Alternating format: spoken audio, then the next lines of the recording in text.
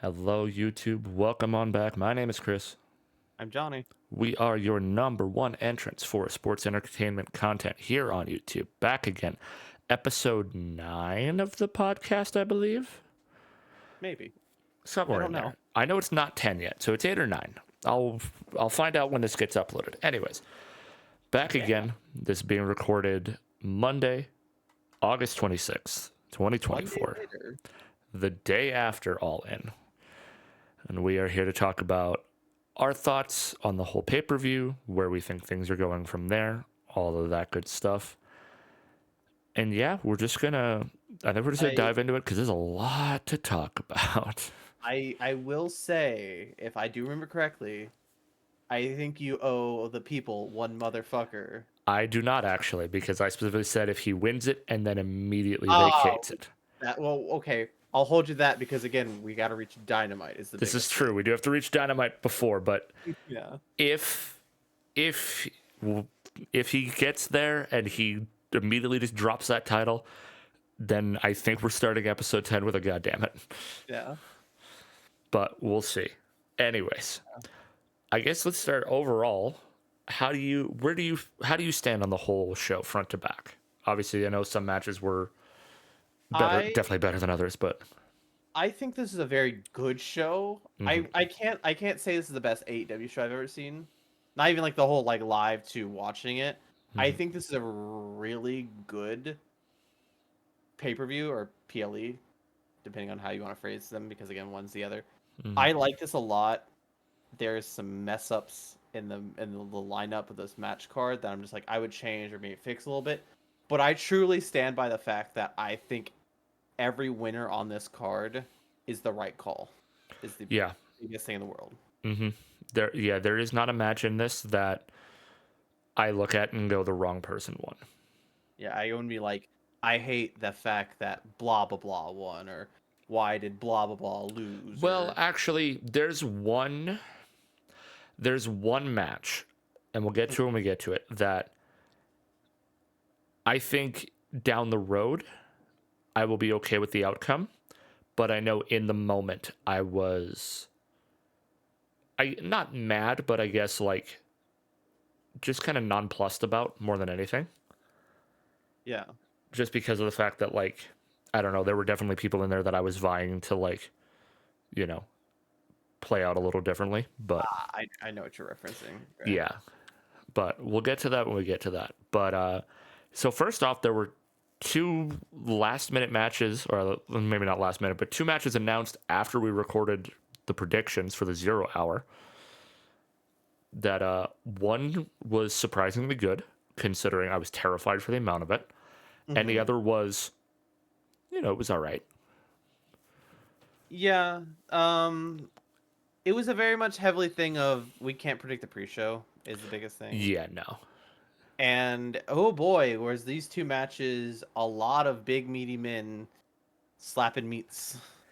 Yeah, well, one of them was big meaty men. The other one was a lot of high flyers, an Yeah. insane amount of high flyers actually. But yeah, they decided to add in a 10-man tag and a 16-man tag into the pre-show, which Which it seems crazy that we got an additional 26 wrestlers on this card, but but also it's they so didn't smart to do for yeah. Wembley. Hmm. Like if this is going to be your biggest show, give us as much of the roster as you can. Yeah.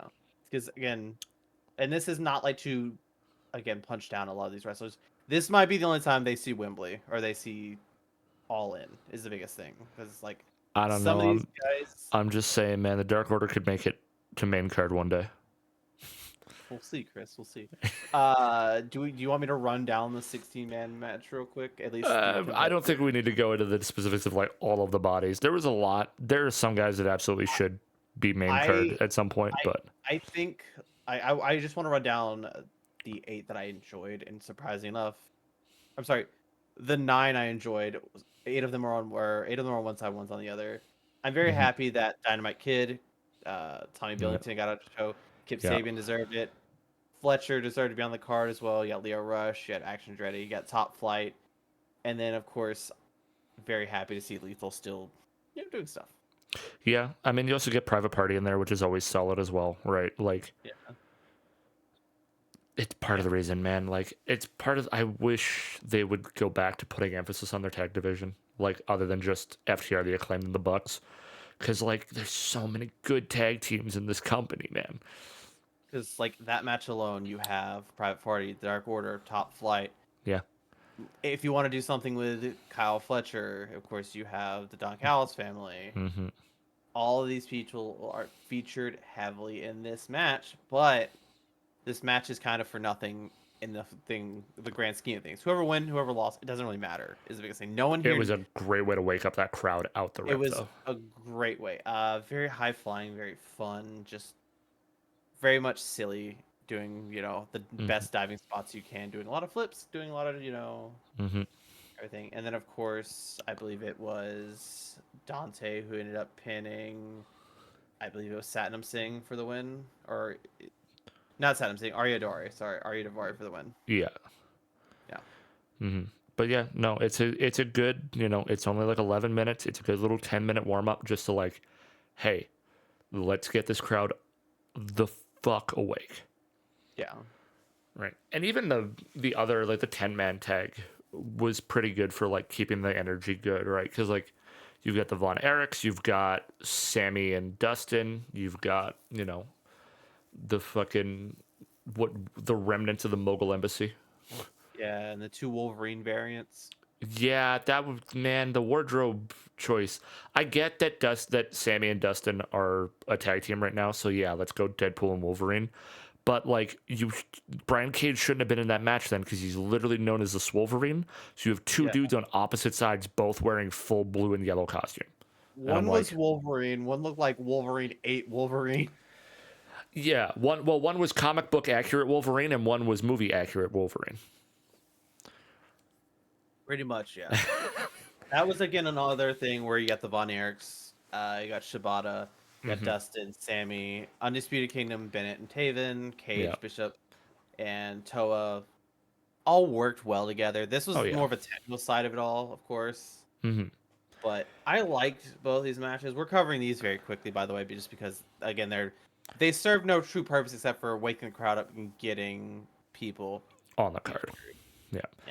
Yeah, The thing I saw on Twitter afterwards as well was like, the fact that, the Von Erich's dad was able to walk his sons down the ramp at Wembley is like, that's got to be a really cool moment for that family. yeah. I hope they reach main roster status down the road. Hmm. I want them to is the biggest thing because again, I think they deserve it. They put in great work, and of course, if you're going to be around Dustin, that's a good mind to pick. Been It together is. a long time. Well, yeah. Do we want to move over to, I'll just call it the pre-show main event? Yeah.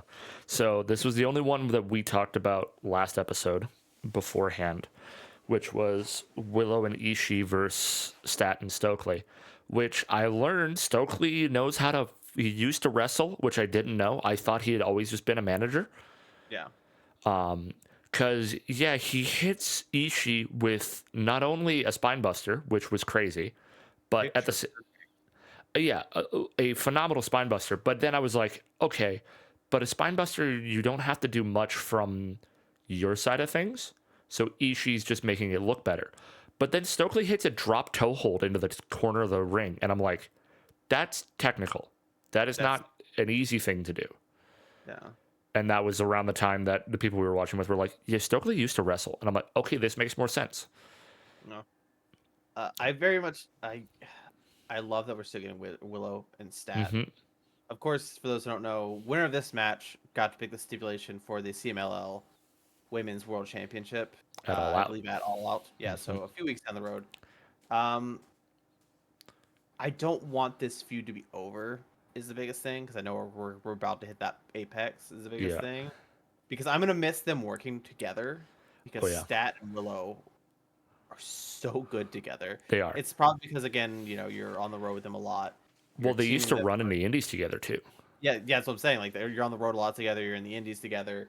You're just doing a lot of matches. You know what they're best at. You know how to get the best out of them. Oh, yeah. And I think All Out, depending on main event, I feel like you have to put that high on the card. Yeah. to give it its time, its purpose, and then not to be the follow up to something that was better, or possibly could be seen as better is the biggest thing. Yeah. Well, and the thing I'm wondering is, what do you run as the stip? I feel like false count, honestly. False count isn't bad. Um, false count isn't bad. I think if you want to be smart about, like, within the realm of kayfabe, if you want to be smart about it, you need to find a way to keep Stokely out of it, which might mean cage. I would also be okay with cage. Is the biggest thing. I I think don't. if I you, hope. No, yeah, good. I think if you don't run cage or you don't run like effectively, however you want to phrase it, a no DQ, because that's Mhm. essentially what most of them boil down to, because both of them kill it in street fights. So like, if you're not going to run it as a street fight and you're not going to cage to keep Stokely out, then I think it'd be fun to run like an I quit if that's going Ooh. to be the end. If this is like the end of their feud, the end of like their rivalry, Mm-hmm. putting it into something like that. The only thing I worry about is from an endurance perspective, because they've ran long before, and It was very you've obvious they ran long before. yeah, they had a pre-show match together at one point where the two of them, it was at World's End because they were both New York blood, Mm-hmm. and they got a pre-show match and they went almost 20 minutes, and you could see that like they were both gassed by the end of that. Yeah. So like that's the only thing I worry about is like from an endurance perspective. If you haven't done really long matches like that, you Mm-hmm. can't let the end of a match like that be low energy or No, of that course low not. energy. So like Cage might not be bad, but I have a very strong feeling it's going to be a street fight just because the Mm-hmm. two of them have done so many together as like a tag team in a street fight that going against each other in one I think is perfect. And then it doesn't matter if Stokely's around or not because it's all fair game. Entirely fair. I do. Again, it is a very honestly on like as silly as you have Stokely, of course, involved with this. I very much hope it ends in a very serious manner and not just they do a haha silly thing where like you put Stokely in a shark cage, it's suspended in the ring so he can't 100% interfere or whatever, or just something where like it's Mm-hmm. something Stokely related, like or he's just barred from ring. So I was like, I don't like that. I want it to be very them focused is the biggest thing. Yeah, I mean, barring him from ringside wouldn't be bad because then that match is 100% focused on them, Mm-hmm. which would be fine in my opinion. Yeah. But I don't know. Also, relooking at the card, I misspoke. There are two matches that I think I have personal preference on who I would have liked to have won, but I'm not upset with the outcomes Okay. because the first of the two is the first match of the main card. Oh, this is where we This found out is that 4 minutes into before the show even started, we got some entrances, and a lot of them are really fucking cool. yeah, yeah. We got a lot of really good, a lot. They it was smart putting the entrances to the trios match on the pre-show Yeah. because that means as soon as the thing started, it just went. Yeah. But yeah, you've got the patriarchy, right? Christian, Luchasaurus, Nick Wayne. You've got Bullet Club Gold of the Guns and Juice Robinson. You've got my boys, the House of Black, and then you have the Franken team of Claudio, Pac, and Yuta. Which, yeah, like here's the thing. I kind of first off, I didn't realize that technically the patriarchy was still trios champs going into this. I thought this was a four-way to like it was a four-way between contenders, not technically a title defense. Yeah. But whatever. Regardless, like if Christian and them had retained, that would have been fine, right? That would have made sense. I kind of went like we both kind of went into it like we both brushed Pac, Claudio, and Yuta out just because like it's a Franken team Why? against three established trios, Yeah. and yet they fucking won. And Wheeler Yuta now holds his first AEW title in all the time he's been with the company. Yeah, this is a very Actually, well. Claudio too. Be positive about that. Yeah, because Yeah, Claudio's yeah, had yeah. Claudio's Bring had him on. ROH titles, but Yeah, yeah. you got to think I he's never been yeah. TNT, he's never been World, he's never been International. He was never, yeah, and he never won tag with Mox. Yeah. And this is the So first time Combat Club's ever been close to touching Trios Gold. So Pac's the only I former champion out of the three of them. Yeah, I'm very happy with this outcome though, because again, you give like you said, you have Claudio a title, you have Wheeler a title, you give Pac a title. I think I think we both obviously talked about the fact that the Bang Bang Gang were not gonna be the ones who win No, this there was no chance. That I knew. because if we had to rule out a team, it was always gonna be them because again, they would have went into this match as champions if they didn't do the whole stripping them of the step is the biggest thing. Yeah. I think patriarchy, of course, was a very much a possibility. Oh, yeah. Be honest with you, and I think the House of Black was a very much a want from both of us. Yeah, because The man, big they're thing. not doing anything with them anymore. It's like the last thing of note that they did was when they were trios, and Mhm. other than that, it was when Julia had the TBS. Yeah, And it's like this is a group that if you build them right and you book them right, have done and can do fantastic things with it. yeah, Also, for the love of God, give Malachi a singles push. yeah. He can still be in a group and do solo shit. Look at the fucking elite. You don't need to keep them as a cluster of three all the damn time. No, because like it's always been these things where like if they're a faction or a trios, why can't they? Because even the New Day, Kofi Yeah. got that push. Biggie got the push. Both of them got two pushes for the biggest titles in the company, Mm-hmm. and it Yeah. worked. Like give us a world where Malachi is either give him TNT or international. You don't have to make him a world champion. But give him TNT or give him international. Or hell, let him beat Okada and take the Continental. While Buddy and Brody are tag. Like it would work. I You could Yeah, do it. I will say there's two things that I want to point out during this match if you guys haven't seen it or you want to watch it.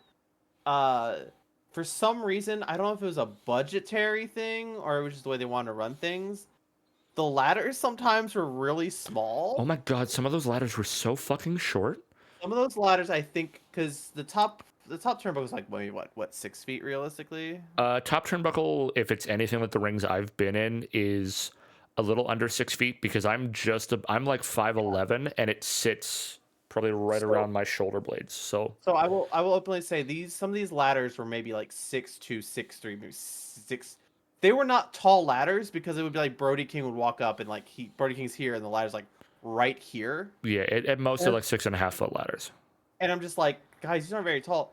And also the secondary thing is they ran spots very well, very nice, very clean. Hmm. But goddamn, do they not clean out the ring at all at points? Oh my god, it looked like a 2K sim. Like Yeah. with like there at one point in time there are two short ladders, Mhm. 2 to 3 chairs, and 4 halves of 2 tables. Yeah. It's And just there was too much stuff in the ring. and there was a moment in time where it was Claudio about to do the spin, and Wheeler Yuta again having that ring sense. Oh shit! There's still a ladder here. As he goes to turn, that's still up. He's like, close it, move it. That's how littered the ring was. It's like they're still Hmm. doing the spots. They're on autopilot a little bit without clearing out the ring a little bit because it's like you're not going to use that ladder for a little bit. Get it out of there. Yeah. And kudos to the refs for breaking shit down and moving shit as soon as they could. Cause like Yeah. yeah. And I I will think that say they're bringing back they're hearkening to the old school storytelling or the long term booking a little bit. And we'll get to the other half of this later, but Mhm. they're starting to tease the Luchasaurus betrayal again. Yeah. And I need it, dude. I fucking need it because Luchasaurus could have ended this match or kill switch, whatever, which way. Could have won this match about 5 minutes earlier. But Mhm. Christian went, no, I'm the one who pulls the belt down. Yeah. And in doing so, gave enough time for other people to get involved and delay the win. Which ultimately did cost them in the end as well. Very true. But they're starting to hearken to that again. this payoff needs to be. I can think of a few places they could pull this off now, and I just hope it's. I hope it's what we need, and I also wonder whenever it happens, what do you do with Luchasaurus and Nick Wayne? Yeah. Like, first off, where does Nick Wayne go in that betrayal? And secondly, what do you do with a guy who, by character gimmick, does not talk? It's true. It's very true. Like, how do you, because that's the thing. He will be over when he does that. Like, that moment's going to mean something. It's going to matter. But who the fuck do you put as his mouthpiece in that moment to make that matter? Very true. I will talk about for you, move on from this. Rumor mills is the biggest thing, but I will say, rumor going around right now a little bit is the team that was supposed to win this title wasn't in the match. Rumor had it. Death Triangle was supposed to win this match. I kept thinking, like, it's weird putting Pac with them, but because there's so much sitting right now of what are Penta and Fenix going to do, right? Because the thing is, and this is something that we haven't really brought up too much, despite it being very prominent for a while, Penta's contract is up soon. He has apparently, according to, rumor mills, dirt sheets, and backstage, sources, however, take all of it with a lot of grains of salt, that he has at least had conversations with WWE, and he has told them that he has a package deal with his brother. Right? Like, he has openly said that, which is great because it means he is aware of the fact that, like, and I'm glad he's doing that, because between the two, no disrespect to Fenix, Penta has a better chance in a singles run than Fenix does, but he's not willing to just leave his brother in the dirt, right? No. And then another thing, again, rumor mills. There's a possibility that Phoenix could have time put back on his contract because due to the injury. Yeah. Good period of time. So I think it's hearsay until now, but if they do leave the company, I wouldn't fault them is the biggest thing. Just because you chase the money at this point, because especially if you're a package, you chase the money, you go face new teams, you go have fun in another company for a bit. I don't see it as bad blood. I just think it as, hey, let's go do this. And WWE, of course, has been very lenient as of the new hierarchy of letting wrestlers go do other things. Yeah.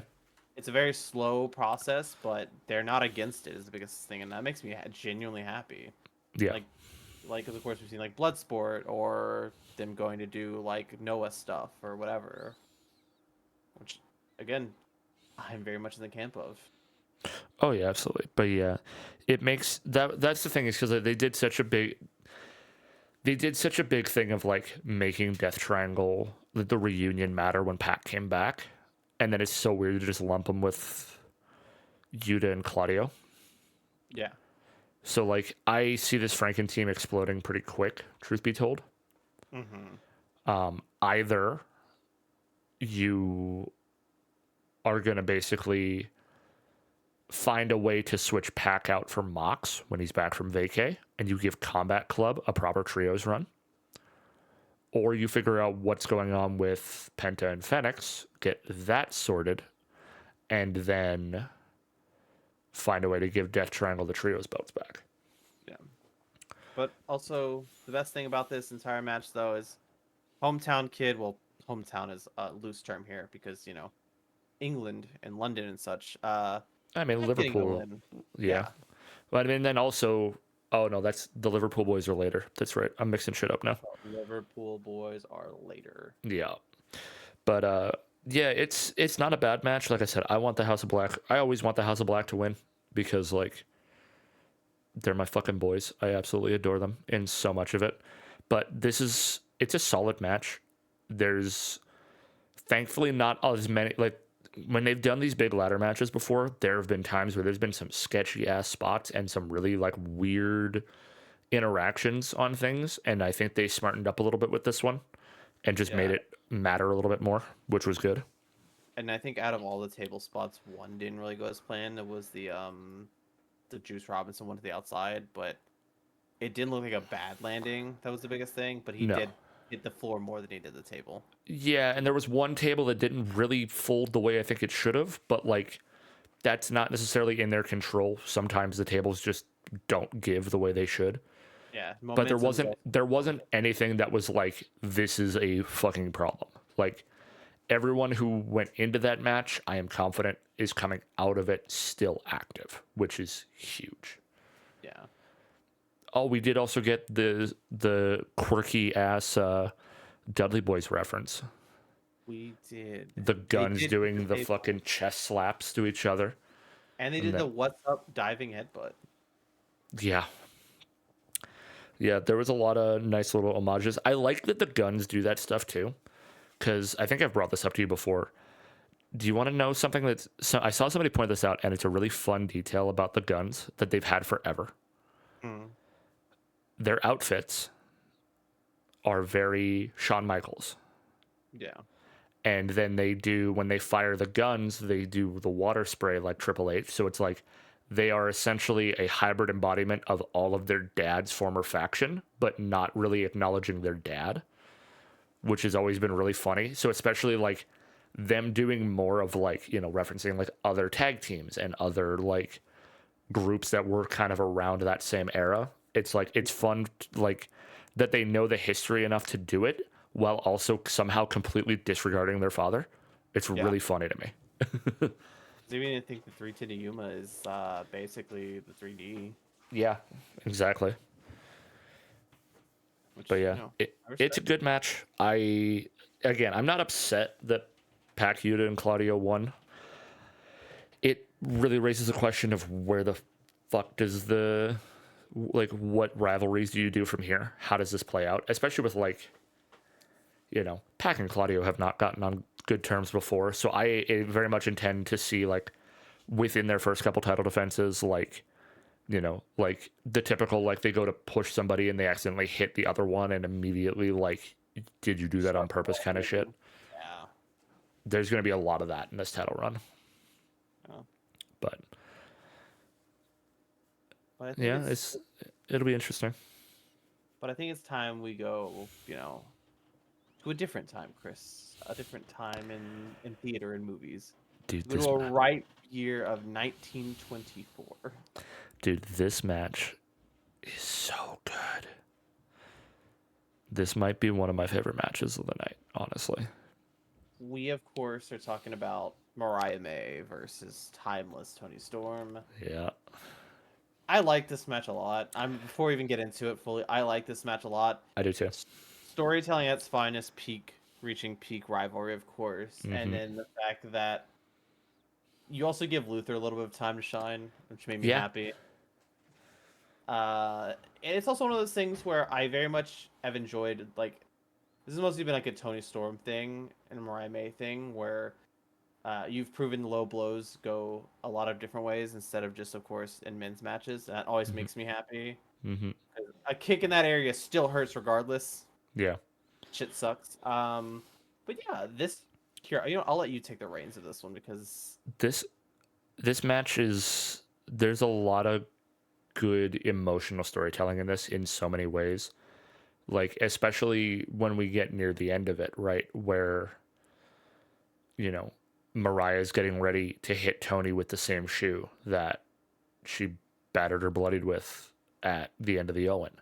hmm And then Tony taking the shoe back and not having the heart to do it, that there is still an emotional care yeah, for her through all that they've been through, right? Like, and especially having Mina up in the crowd watching the whole thing, right? yeah, hmm Like, all of that is so good. And it finally culminates into finally a new women's champion as opposed to a second or third time reign, yeah. which I'm very happy about because We there's a talked about lot of good matches you can have with Mariah.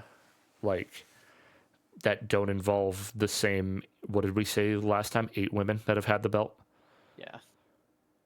So you want to know something funny about that we've talked about that? Hmm.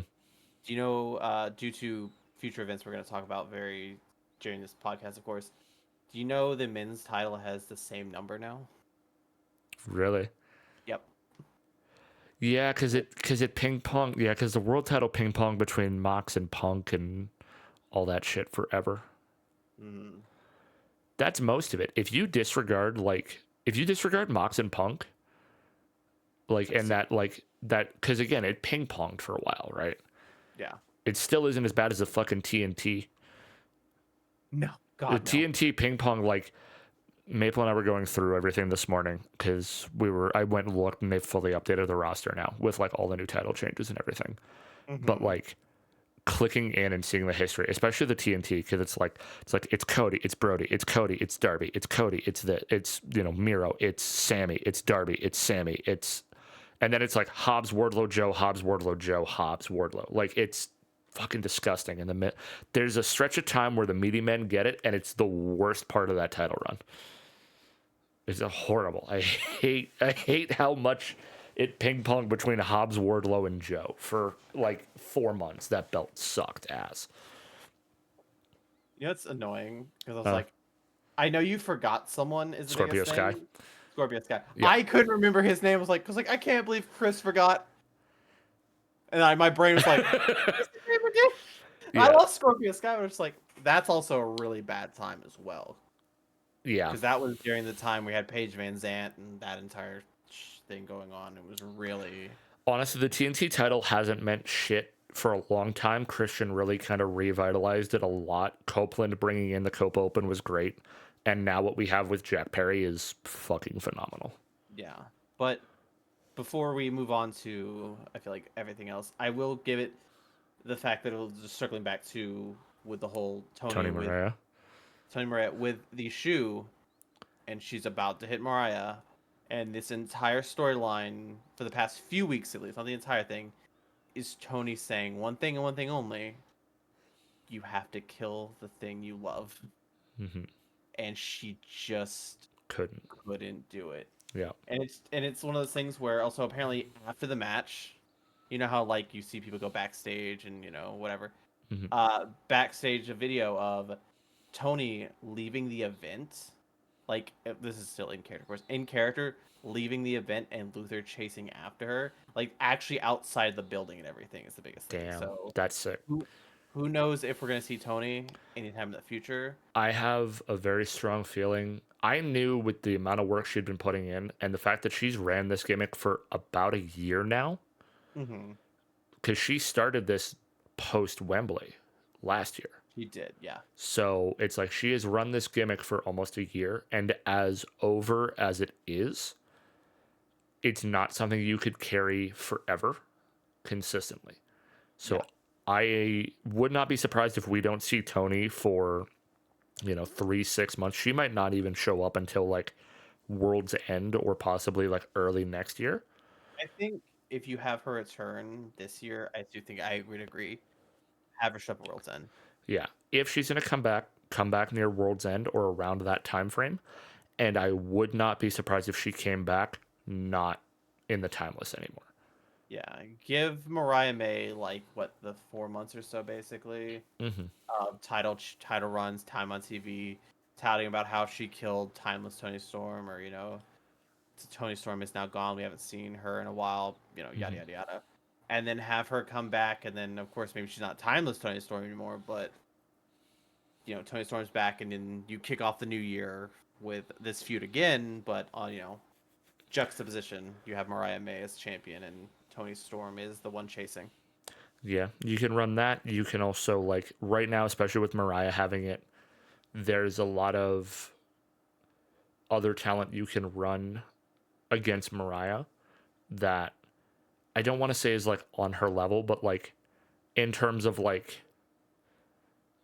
because it's a new champion who's never held a belt, the possibility of who is going to challenge for it opens up a lot more. You know what I mean? Like, Yeah. because it's always a tough part when it's like, okay, this is a second time champion. So naturally, people who have been champion or have been in that title picture before are the logical contenders. Whereas now it's kind of fair game of like, somebody like, Diana could run it. Athena could run it. Even Sky Blue or Julia Hart or Willow or Stat. Like, those matches feel a lot more plausible with a first-time champion than a third time, right? This is very true. I do think we need to hit the rewind button just a little bit. I almost purposely skipped that because I want to bring that up Okay, when we get to the other women's match. okay. I was making sure because I was like, how did we gloss over that? But I had a feeling you. Okay. I We'll had a get to it. feeling We'll you get had to a it. reasoning for that. Okay. Long-term storytelling, Johnny. It's fine. It's fine. No, I'm just making sure. We didn't talk about it beforehand. Is like the biggest thing. I was like, there's no way both of us forgot. I feel like you had something, but I wanted to make sure. Yeah. Yeah. But again, banger match. It goes 15 minutes. It did not feel like 15 minutes at all. That match is so well paced. Like, that match finished in the back of my head. I'm like, did Tony fucking short out another women's match? And now looking at the time and being like, that's a 15-minute match. That's perfect. Yeah. But speaking of matches that were short and could have been shorter, in my opinion. Chris, please, I'll take care of this one. Yeah, by all means, because I'll tell you right now, they started the entrances. I went to the bathroom. I came back. I watched the second entrance. I then tuned out the first half of the match and then went to the bathroom again. Okay, so this next match is for the FTW Championship.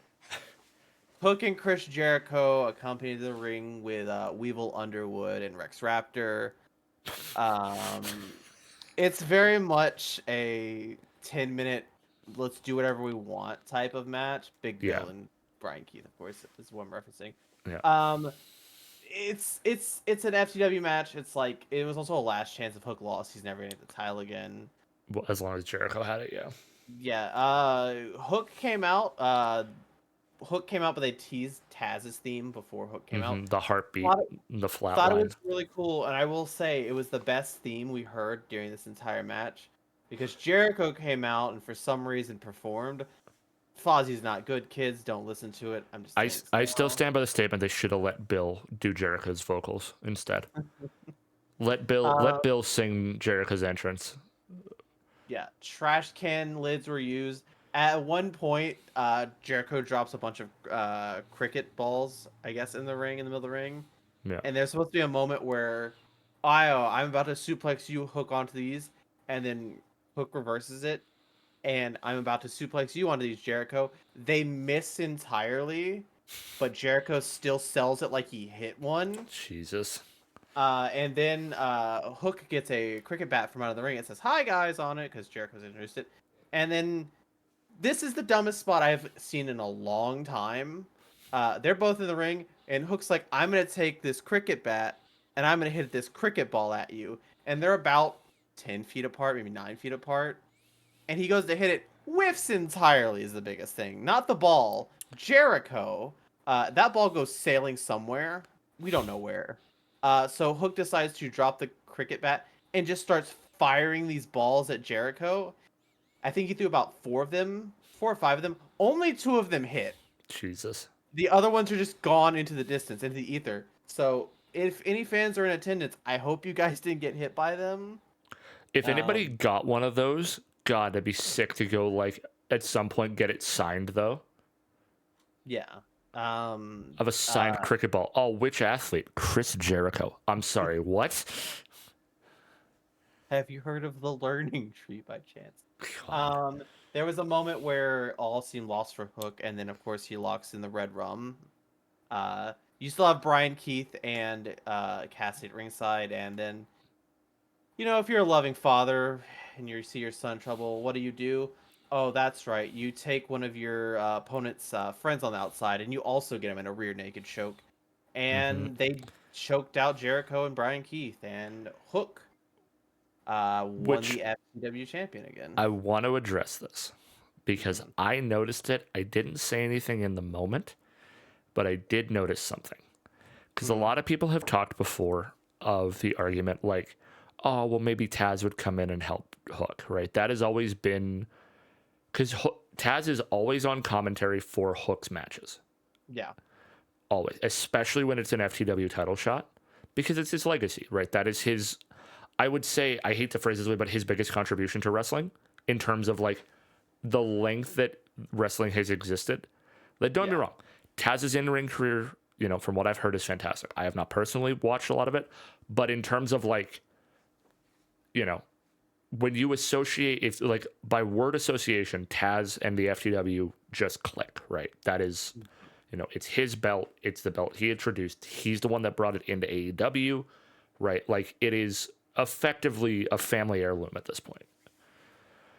Right. And there's always been that argument of like, well, why doesn't Taz come and help Hook during these matches for the title that means so much to their family?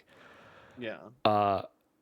Watching him try and put the Taz mission, the rear naked choke, the red rum on Brian Keith, I understand why he doesn't. And I'm going to play devil's advocate. He's in a full suit, which is not easy. Suits are not made for mobility.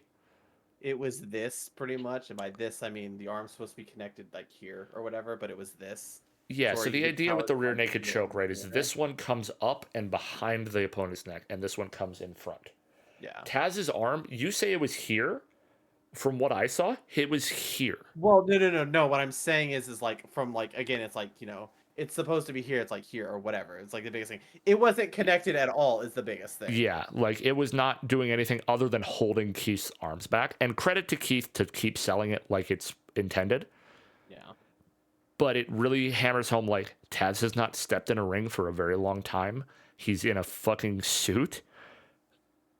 This was a great moment for both of them, and they got to, have the big hug and the celebration at the end of the match, which is awesome for them. Yeah. But it answered that question for me front to back of like Taz knew when he was done in the ring, and it is the smartest choice he has made to not ever be swayed back in. No, because I think what also affected him like not being in the match, not in the match in the ring anymore was like he was dealing with nagging injuries at the time. Yeah.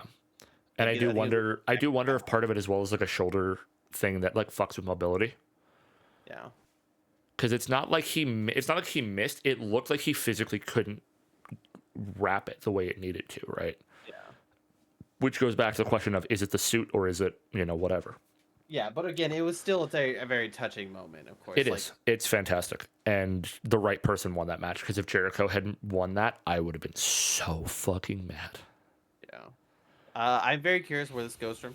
Here is the biggest thing. Like, Hook will bounce around with that title and fight just random people for it here or there, or he'll get Franken teamed because that's Hook's booking.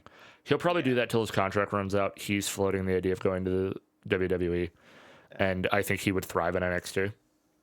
and of course, I have openly said that I think this title has run its course. I agree. I truly think that like this feels like you could put a stamp on this match, be like this is the last time we see it, because again, you've got your final moment where, okay, of course, Taz helps Hook. They kind of like It's back in the family. It's back in the family. Give it to your dad because your dad's the one who introduced it in AEW, and then just let Hook go be Hook, but without the title. Mm-hmm. But, Yeah. Yeah. This match was fine. Jericho needs to go away for a while, but A long while, but yes, he's not going to. he won't. This is at least fresh enough for again to get Brian Keith on TV and Big Bill also on TV. Oh, you know what's probably bad about this? I hate that I'm going to mention this because this is probably going to manifest. They're technically a more functioning stable or faction than the Franken team of the trios. Jericho's going to go challenge Pac in the fucking BCC for those fucking trios titles now, right? Yeah. Him and Keith and Bill.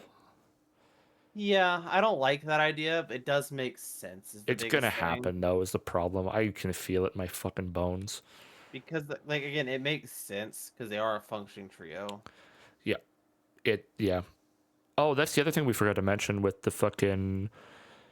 At the end of the trios match, House of Black shook everybody's hand and gave them their flowers, which was crazy. Not everyone. Okay, some of them. No, well, I said Buddy left is the biggest thing. Yeah.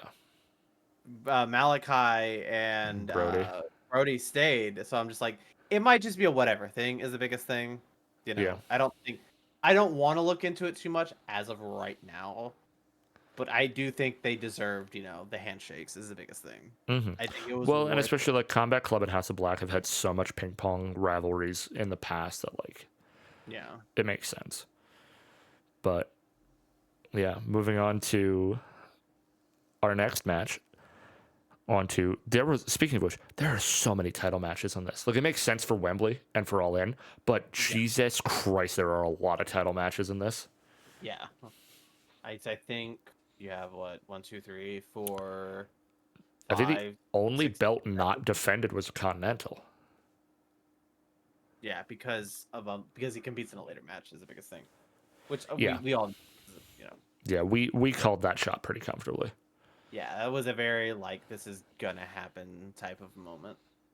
hmm But before we reach that member of the elite, we have to talk about the other members of the elite. Yeah, FTR versus the Acclaimed versus the Bucks tag titles.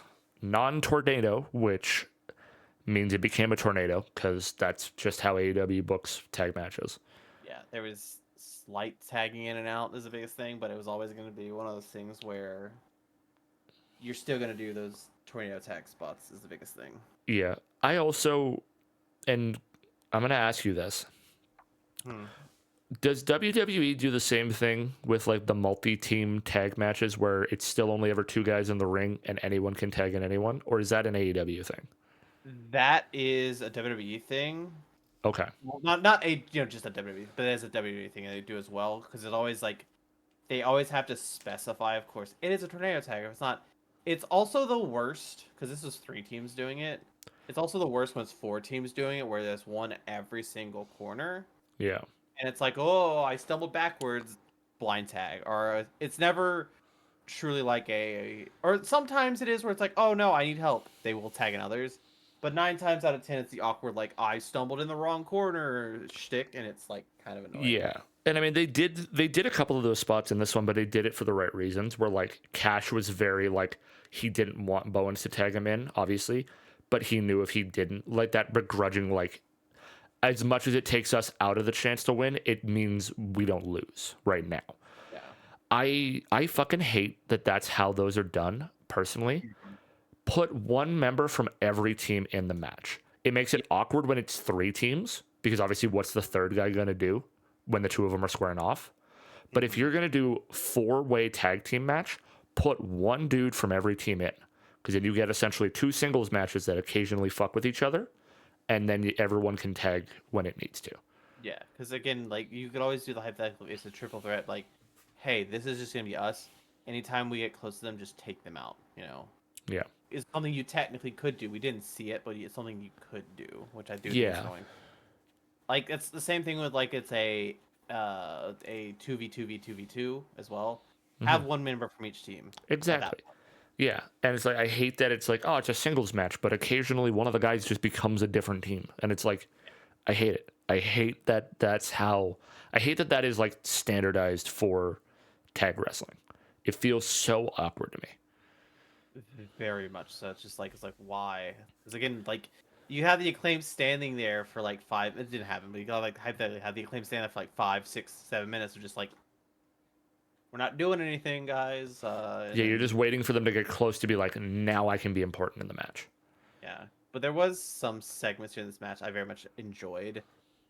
The Bucks are still the Bucks, and I mean that in a hmm positive way. They're probably one of the best tag teams in the world because they know the ring, they know their opponents, and they know how to maneuver through the ring. The favorite spot I think I had of this match was I do I hate that it was him though.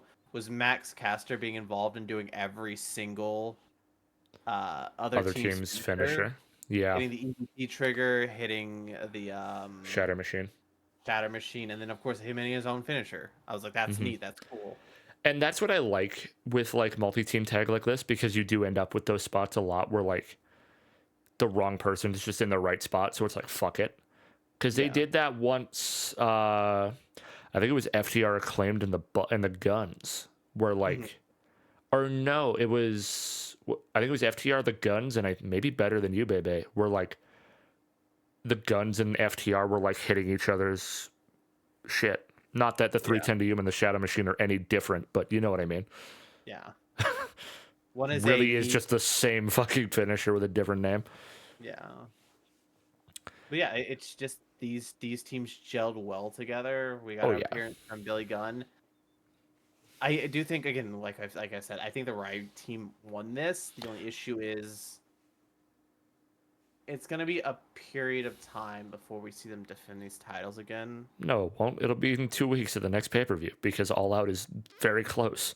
Oh, that's right. Well, I unless they lose it there, I'm sorry, it's gonna be a long period of time before Yeah. we see them But yeah, the again. Bucks retained, which I'm not surprised in the Yeah. slightest that that's how that went. But yeah, especially, like we said the other day, like with according to dirt sheets and reports behind paywalls and shit, that the Bucks' new contract has them on less appearances, and so it's a little more limited on when they're around and when they're going to defend.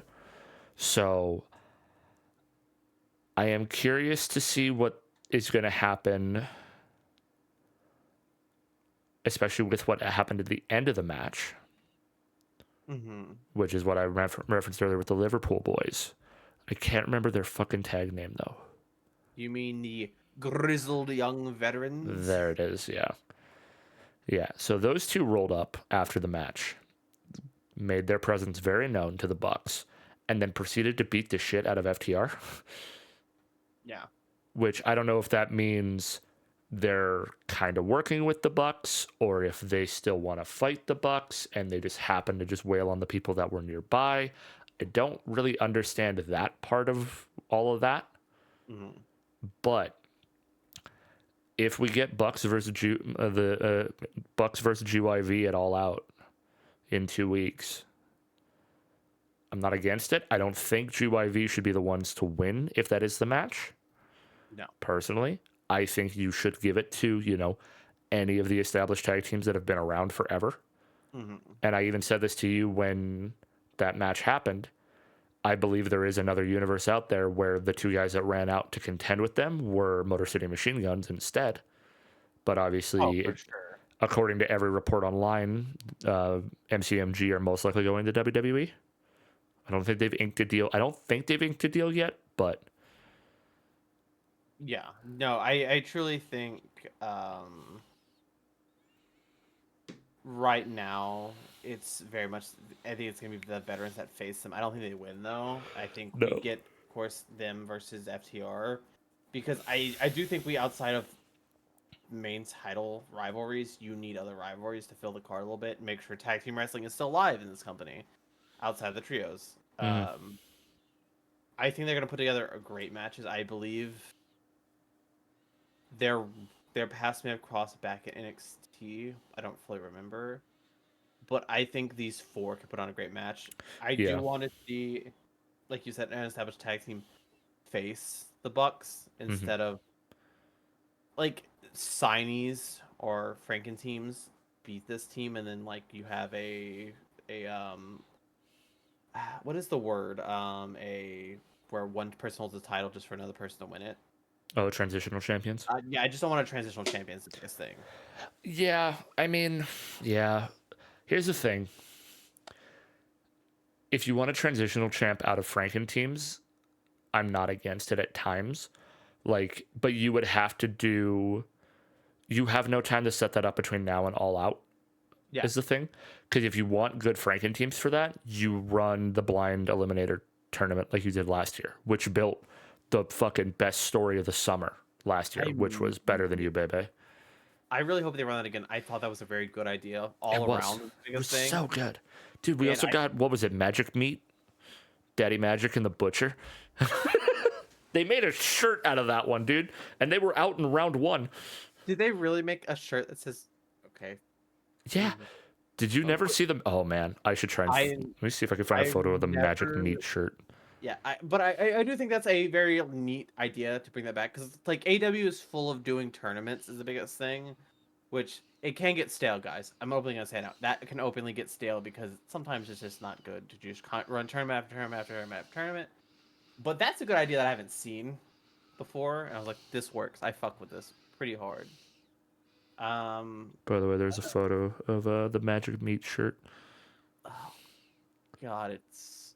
I will say it's more PG than I thought it was gonna be.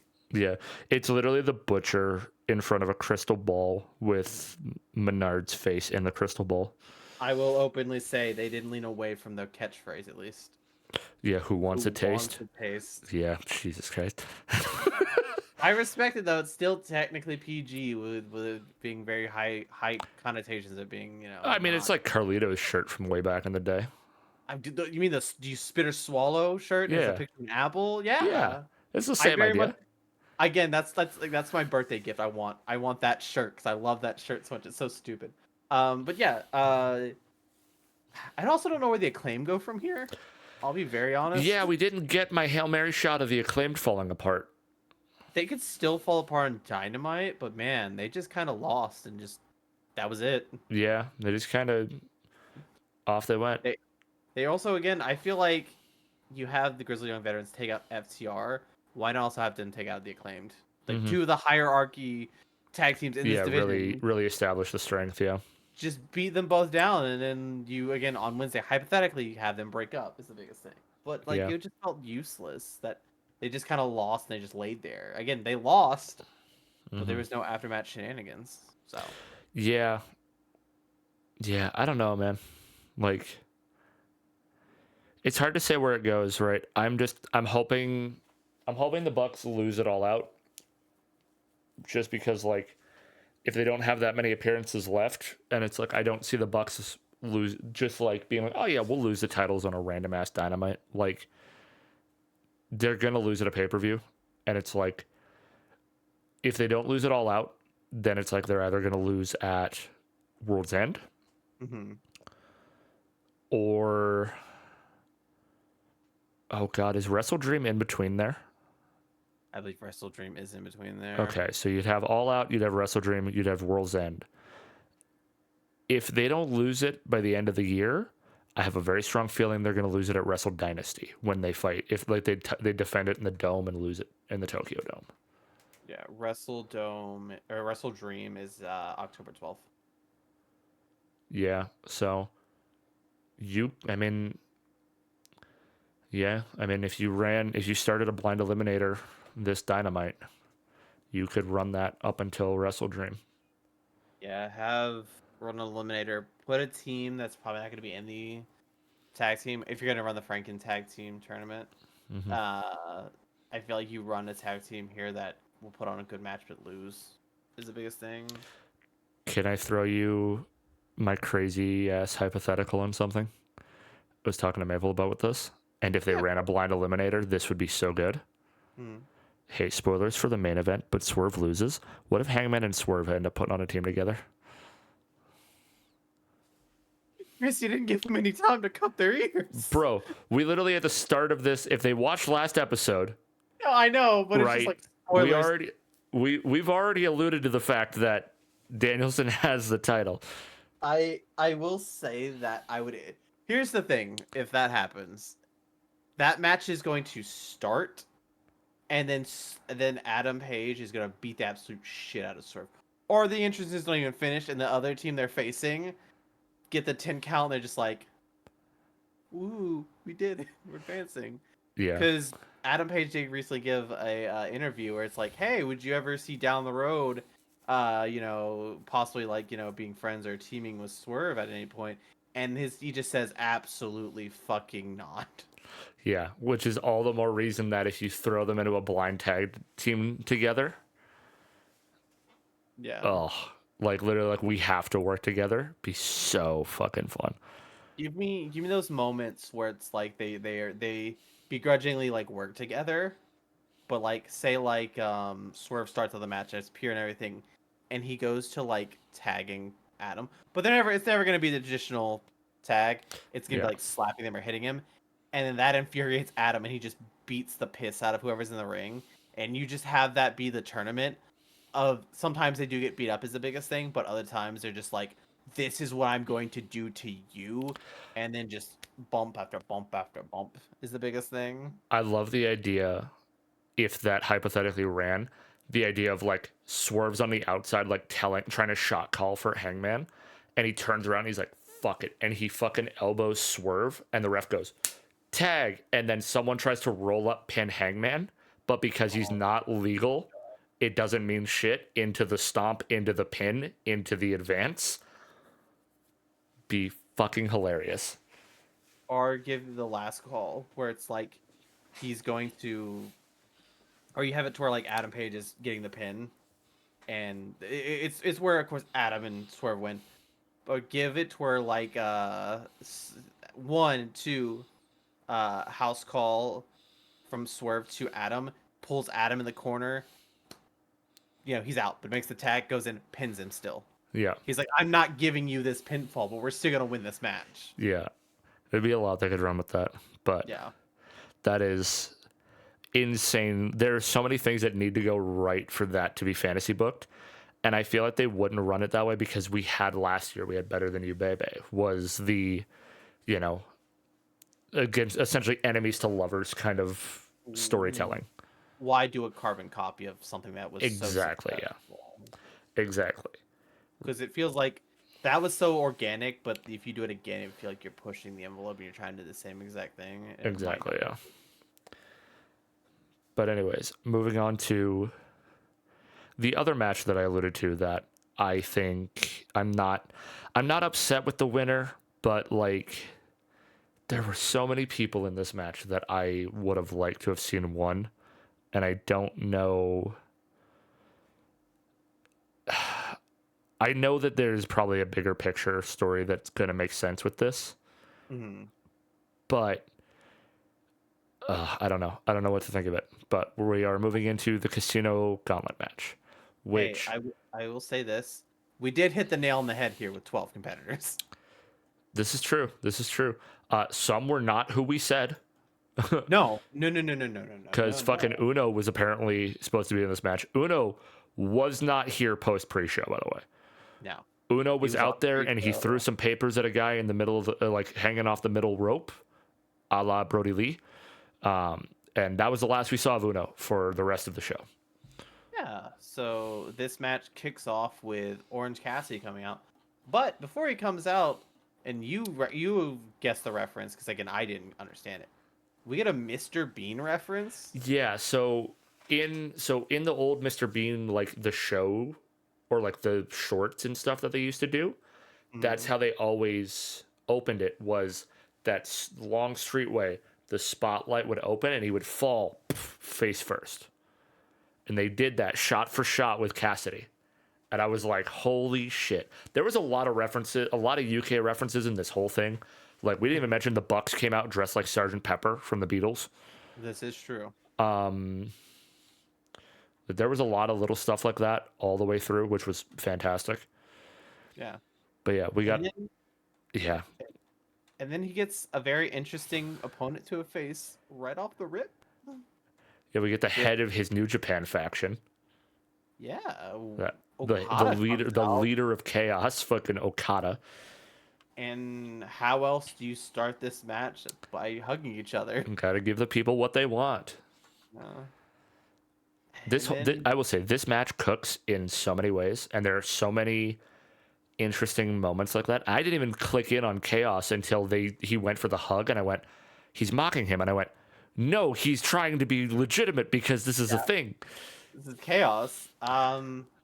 They go for good, maybe like 5 or 6 minutes, maybe. Because this is like, I think this one is the longest between. Yeah, because you got to set the principle or the precedent for the energy of the match. And then, of course, we start hearing a countdown and everything, and every single opponent that came out, they didn't cut to the stage is the biggest thing. You heard the music first, and then they would cut to the stage, which is so smart. 5, 4, 3, 2, 1, 0. Music starts playing. Music I don't think either of us had heard before. It's the biggest thing. I was like, oh, this is Ricochet. Obviously, it's a layup. But it's not. No, it is Nigel McGuinness.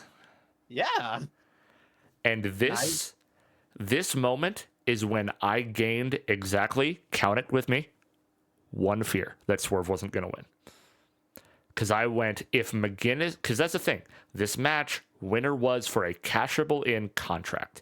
And I went, I swear to God, as soon as I saw McGinnis, I went, if McGinnis wins and retires Danielson for the fucking world title, I'm going to lose my fucking mind. No, these three go at it. Nigel's still looking great, by the He way. is Like fantastic physically, shape.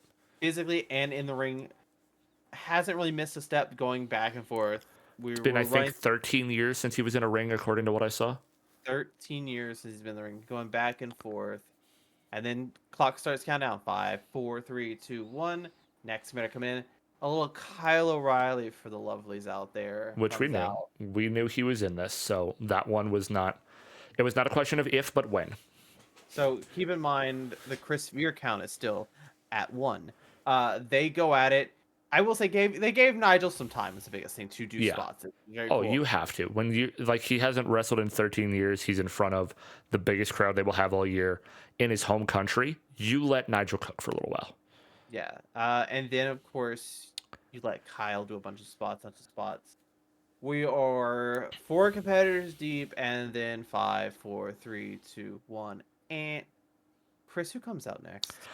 This is where I go from 1 fear to 3 fears, because I then realize as Zack Sabre Jr. comes out, I realize not only is McGinnis an enemy of Danielson and Sabre's an enemy of Danielson, but then I remember that Okada is an enemy of Danielson. And I go, this is now becoming a full gauntlet match of people who fucking hate Bryan Danielson. And I go, oh God, Swerve is not going to win this main event. No. Sabre comes out. Sabre bounces around for a little while. Next one that comes in, we knew he was coming in, and I was excited for this because of the history disregarding the world title. But you get Roderick, who has old history with Kyle and was the reason Cassidy lost his international title to begin with. Yes. So a great is pick, a great mix. This big pot of stew we're cooking for this match is like, it's getting everything that we need is the biggest thing. It's a Roderick lot of old down, rivalries.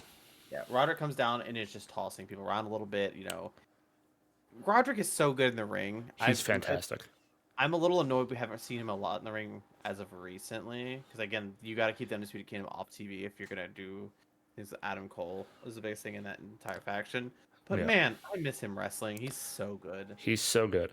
The other thing that I need to bring up is you also have a group that has formed the definition of a Franken team, known as the Conglomeration. Oh, because... Which is, well, because Cassidy's in it, I believe, as well as Roderick, as well as Ishii, as well as Briscoe, who's the next one that comes into that. Yeah. So you have a lot of, like, this hybrid Franken faction. Yeah, because you reach for the skies. Mark Briscoe comes out. He's so fun to watch. I love him. It is very much, and this is like, I love Mark Briscoe a lot. A lot of his moves are like, how is this gonna work? He's like, I'm gonna throw him this way, and I'm like, that's gonna look like it's gonna hurt, and he just does it with like no issue is the biggest thing. Or his double jump outside the ring dive where he goes off the. Well, I guess it's a triple jump because you jump on the chair, jump on the rope, and then jump to the outside. Shout out to Sabu or Sabu. Oh yeah, it is really Sabu. I didn't even think about that. Yeah. And then of Mark's course fun to watch. Mark is fun to watch, and then the main event kind of starts right here, basically, because the countdown hits, and there is one fucking angry cowboy that comes right. The look in his eyes. All you see in his eyes is, I am ready to he's like, I have channeled my inner Cash Wheeler. Someone's dying tonight. Like, it's one of those things where I'm wondering, because I know you have to keep up that face. What is he constantly thinking to, like, constantly having to stay in that mode? How do you keep a fucking scowl that that honed in for what is probably a fucking 10-minute match from when he enters? Yeah, because he comes in, he's taking out everyone. Yeah. Literally everyone. And I think he's standing alone in the ring when the sirens hit and the... Yeah. And fucking Jeff Jarrett. Who I think they put him over a little too much he kind of goes in there and really kicks a lot more ass than I think he probably should have. Even like we were watching with Luke, who if you've watched and kept up with us, was on for our Mania review. Yeah. And even Luke was like, come on, man, he's that old. What the fuck's going on here? Like, he kind of really just rattles Hangman a lot.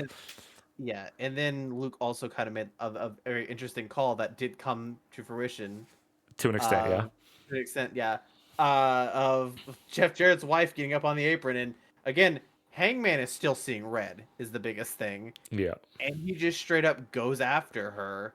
Mm-hmm. The only reason I'm specifying this is because the moment he does this, the countdown starts again.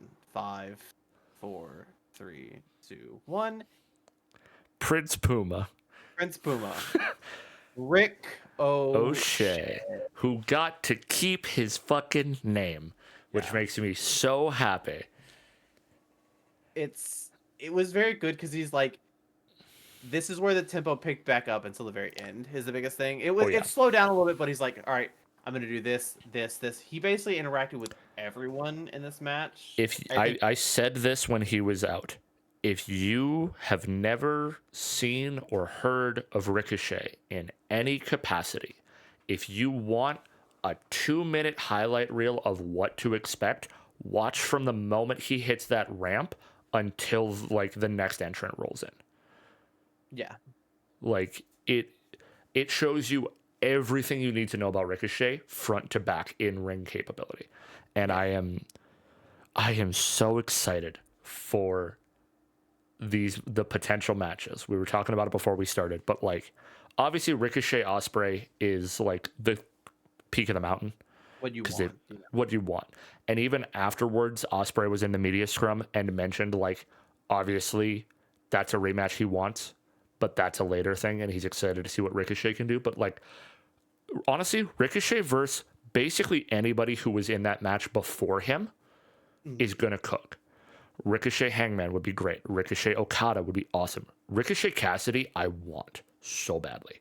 Yeah, I want high speed versus lackadaisical. Yeah. Very slow pace, I don't want to be here, but I think it's fun. It'd be funny. It would. After he hits a shooting star press to the outside on everyone, clock starts running again. 5, 4, 3, 2, 1. Didn't we get a competitor? I don't think we would have even put in this match. No, not at all. The Patriarchy's music starts to hit. Out comes Papa Jericho. Not Jericho. Papa Christian. Well, they both start with C. Okay. And he's like holding his ribs and he's like, oh no, I gotta go try and win this match. And then he's confronted. I forget who he takes down in the middle of the ring. I can't remember either. I think it was Kyle O'Reilly. I think so. Yeah, he takes out Kyle O'Reilly, but then, weirdly enough, this is about to end, and then the clock starts ticking again. Because random interval timing, so it doesn't. 3, you don't have that window. 2, 1, 0. We get Kill Switch, also known as Luchasaurus, and he runs out to the ring, and of course we talked about this earlier. He tried to help Christian win the ladder match, of course. He's like, couple of times. Yeah. A couple of times. And then, of course, at the tail end of that match, Luchasaurus is pissed. He is gone. He is gone before everyone else is the biggest thing. And he looks Christian dead in the face. And he puts his hands, like, I think on him, but not on him. And he's like, oh, here we go. We're finally going to get it. Throws him away. Slams Kyle O'Reilly, and then Christian picks up the win. Well, but key details with that: pushes Christian aside, slams O'Reilly, drags Christian on top of O'Reilly, and plays guard dog for the 3 count. In addition to that, though, the entire time since he was forcibly had his name changed, it has read Kill Switch. He walked down that ramp with the word Luchasaurus written across the back of the Titantron. This is true. This is why I say they are cooking for the turn, especially now that Christian has a contract for a world title shot, considering The last time they gave out a contract like this, it was kill switches that Christian took to get his TNT title back. This is true. So if you really want poetic storytelling, now kill switch either steals it and takes it himself, whether he wins or loses is irrelevant, but he burns that shot to burn Christian, or he is going to screw Christian out of his win some way, somehow. But this match is fantastic. This is one of my other highlights of the night, is this casino match. Because, like, dude, again, I'm so happy with this new deal that WWE has with TKO that people who leave can keep their name in other companies. Because, like, Ricochet doesn't have any good names he can call back on.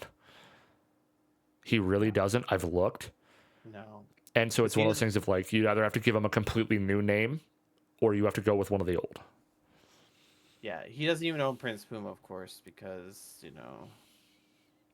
that is a Lucha Underground name.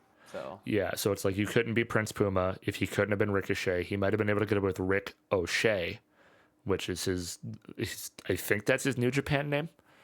yeah. But it's like it wouldn't have been the same. Right. It was funny though. I was looking through, I saw a post on Twitter the other day, because when he comes out, right, it's the big R and then it fills in the rest of his name when he walks out. But somebody was like, there's an alternate universe that is way worse than ours where that R then spells out Ryback. And I went, oh God, I don't even want to think about that. Oh God, no.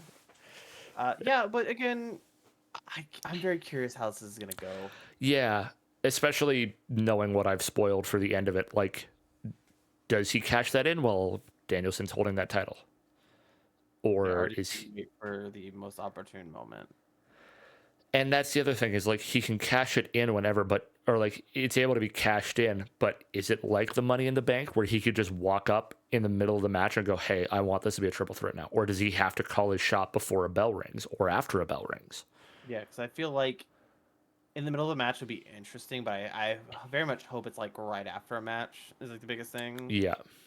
But we'll definitely have to see. Time will tell. And this is the other match where I'm like, I wish, part of me is like, I would have loved Hangman to have it.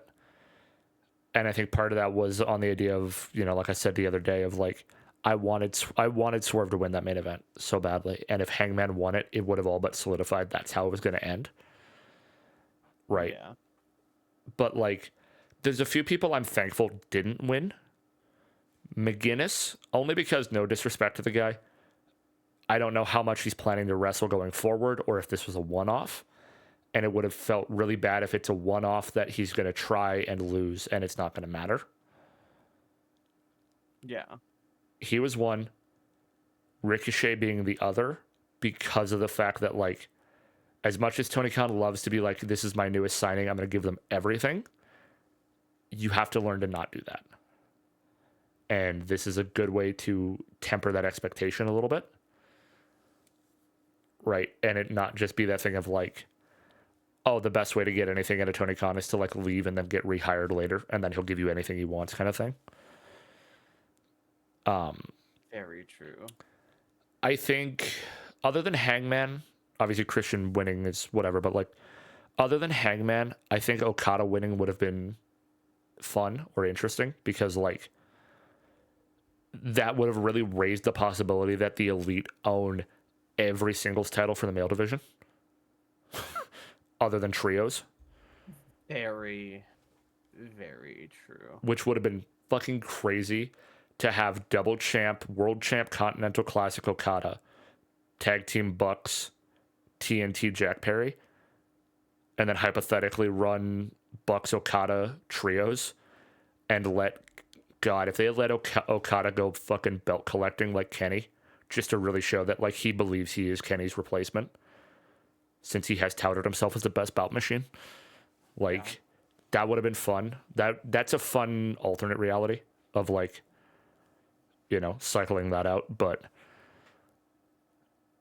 I don't know. Very true. Dude, I'm like, I almost want to save the next match for later, but I want to keep going in card order because, like, oh, I have so much to say about this next match, dude. I mean, may I start it out with something? Go If for that's it. okay. I'm gonna start out with a quote from I feel like someone we're aware of. I'm not gonna say who it is, but it's a quote that I feel like some might know. We must never forget our purpose. Even when the way before us is difficult, we must look up to the heavens and call upon our faith, and be strong when everything around us seems to fall apart. Chris, do you want to know who said that? Hmm. One Ezio Auditore. Dude, I'm gonna lose my fucking mind on this match. This is where, like, I try, and especially when we record this, to be like kind of like not analytical, but like very like unbiased in my opinions of like both companies and the industry as a whole, and like on a business level as somebody who wants to learn and like be in this industry. I try my best to keep like that very like exclusionary like professionalism about it. This match, I am going to become the biggest mark in the fucking world for like the next 20 minutes because oh my fucking god, this match. Will Ospreay, MJF for the international, i.e., the American Championship. The entrances go hard as a motherfucker for both sides in so many ways. Max's entrance is so unapologetically like It American patriotism. It's disgusting. so Max's entrance basically is Apollo Creed's from Rocky 4 or Hmm. I think it's 4 or 5 of course Yeah. when he's facing Ivan Drago. It's the hat it is the hat, it is the like sleeveless little jacket vest. It is I'm going to win America. Woo! And then even behind him Hewitt drops it. The It's the American US flag. Yeah. It's the American flag, and then of course the biggest competitor that is with us the rest of the evening is the streamers and such that get stuck on the circle ring around the top of the Yeah, the lighting rig. Yeah. where the lighting rig is, because you just see them throughout the rest of the night because you can't clean them off. In addition And to that, the American flag, all of the stars are replaced with his face. yeah, Like, this is now peak MJF scumbag of like, he is full of himself, he is arrogant, egotistical, and believes that there is no chance in hell he's losing. and I will of course give you all day with the next entrance. I will say this though, this man is doing it right in the right way and in the wrong way. Because again, you're in London. You're doing America. You're hammering it home. You're doing US's best and everything. And we had a friend, of course, we were watching with yesterday, explain how much they hate this, how much it is villainized, how much you should hate this, how much you should boo this. And it's one thing we understand because that's what he wants. Yeah, exactly. That is always what we want. It's like we're okay. We understand your passion because that's what he wants. That's what you're supposed to do Yeah. when you have some guy touting about America being the best, and you look at the state of America. Obviously, not the best. Uh, Yeah. that is, I could go into that, but I don't want to. But like that's the reaction he wants, and it's Yeah. so fun and interesting and great to see someone have that amount of passion and anger towards MJF. Because if not, because I can't see that anymore is the biggest thing. I don't Yeah. see it as like I'm just like, yeah, he's doing it to get this reaction, but I would love to see it through those eyes again Yeah. of fuck this guy for what he's doing. But And that's the really fun part with both of these entrances to me, because like I said, I am usually pretty good about like, you know, I can be excited about things, but I'm also usually very objective when it comes to wrestling and the entrances and like especially this whole like American Championship gimmick. It's like he's doing it to like he's doing it for these reactions and he's doing it for this heat. And I understand that, and that's why I don't necessarily feed into it. And then you have mhm. the flip of what Will's entrance is, where I literally like there is no objectivity to me. I'm just like I am screaming, I am borderline crying, I am losing my mind in every of the best way. I will say Max's entrance as well. Shout out to the UK crowds loving to sing entrances, because hearing them sing along to his music was cool as shit. Yeah. To hear them singing the da da da da da da da da da da, it's so sick. Now, the fucking lights go out. The fucking Titantron starts to light up. People are pissed because it's an ad. I call bullshit. This is fantastic across the board. Because of who it is. That's the biggest thing. Is like Yeah. who Osprey is. This makes sense. Will Ospreay is known as the aerial assassin. He has on his left bicep a fucking tattoo of the Assassin's Creed logo. He has had that forever. They fucking hired Ezio's voice actor to reprise the role, to give Osprey a fucking pre-match speech about the fact that, like, you know, he's conquered continents between the UK and Japan and all of this, and now he's had struggles in the States, and that one of his best weapons has been tainted, and now he has to fight a false patriot, a false prophet, to reclaim what is his. And he fucking hits the quote of the creed of, like, we act in the dark to serve the light. And I was borderline crying. This entrance was so good, and it means so much. You know, it means so much to Will, but especially for me as such a diehard Assassin's Creed fan, to hear Ezio again after it's been years since he's ever been a part of it, I was so emotional, and I was so fucking happy. His entrance, his ring gear, the whole 9 yards, it is fucking phenomenal. And that's just the entrances. It's not even the match. That's just the entrances, and oh my God.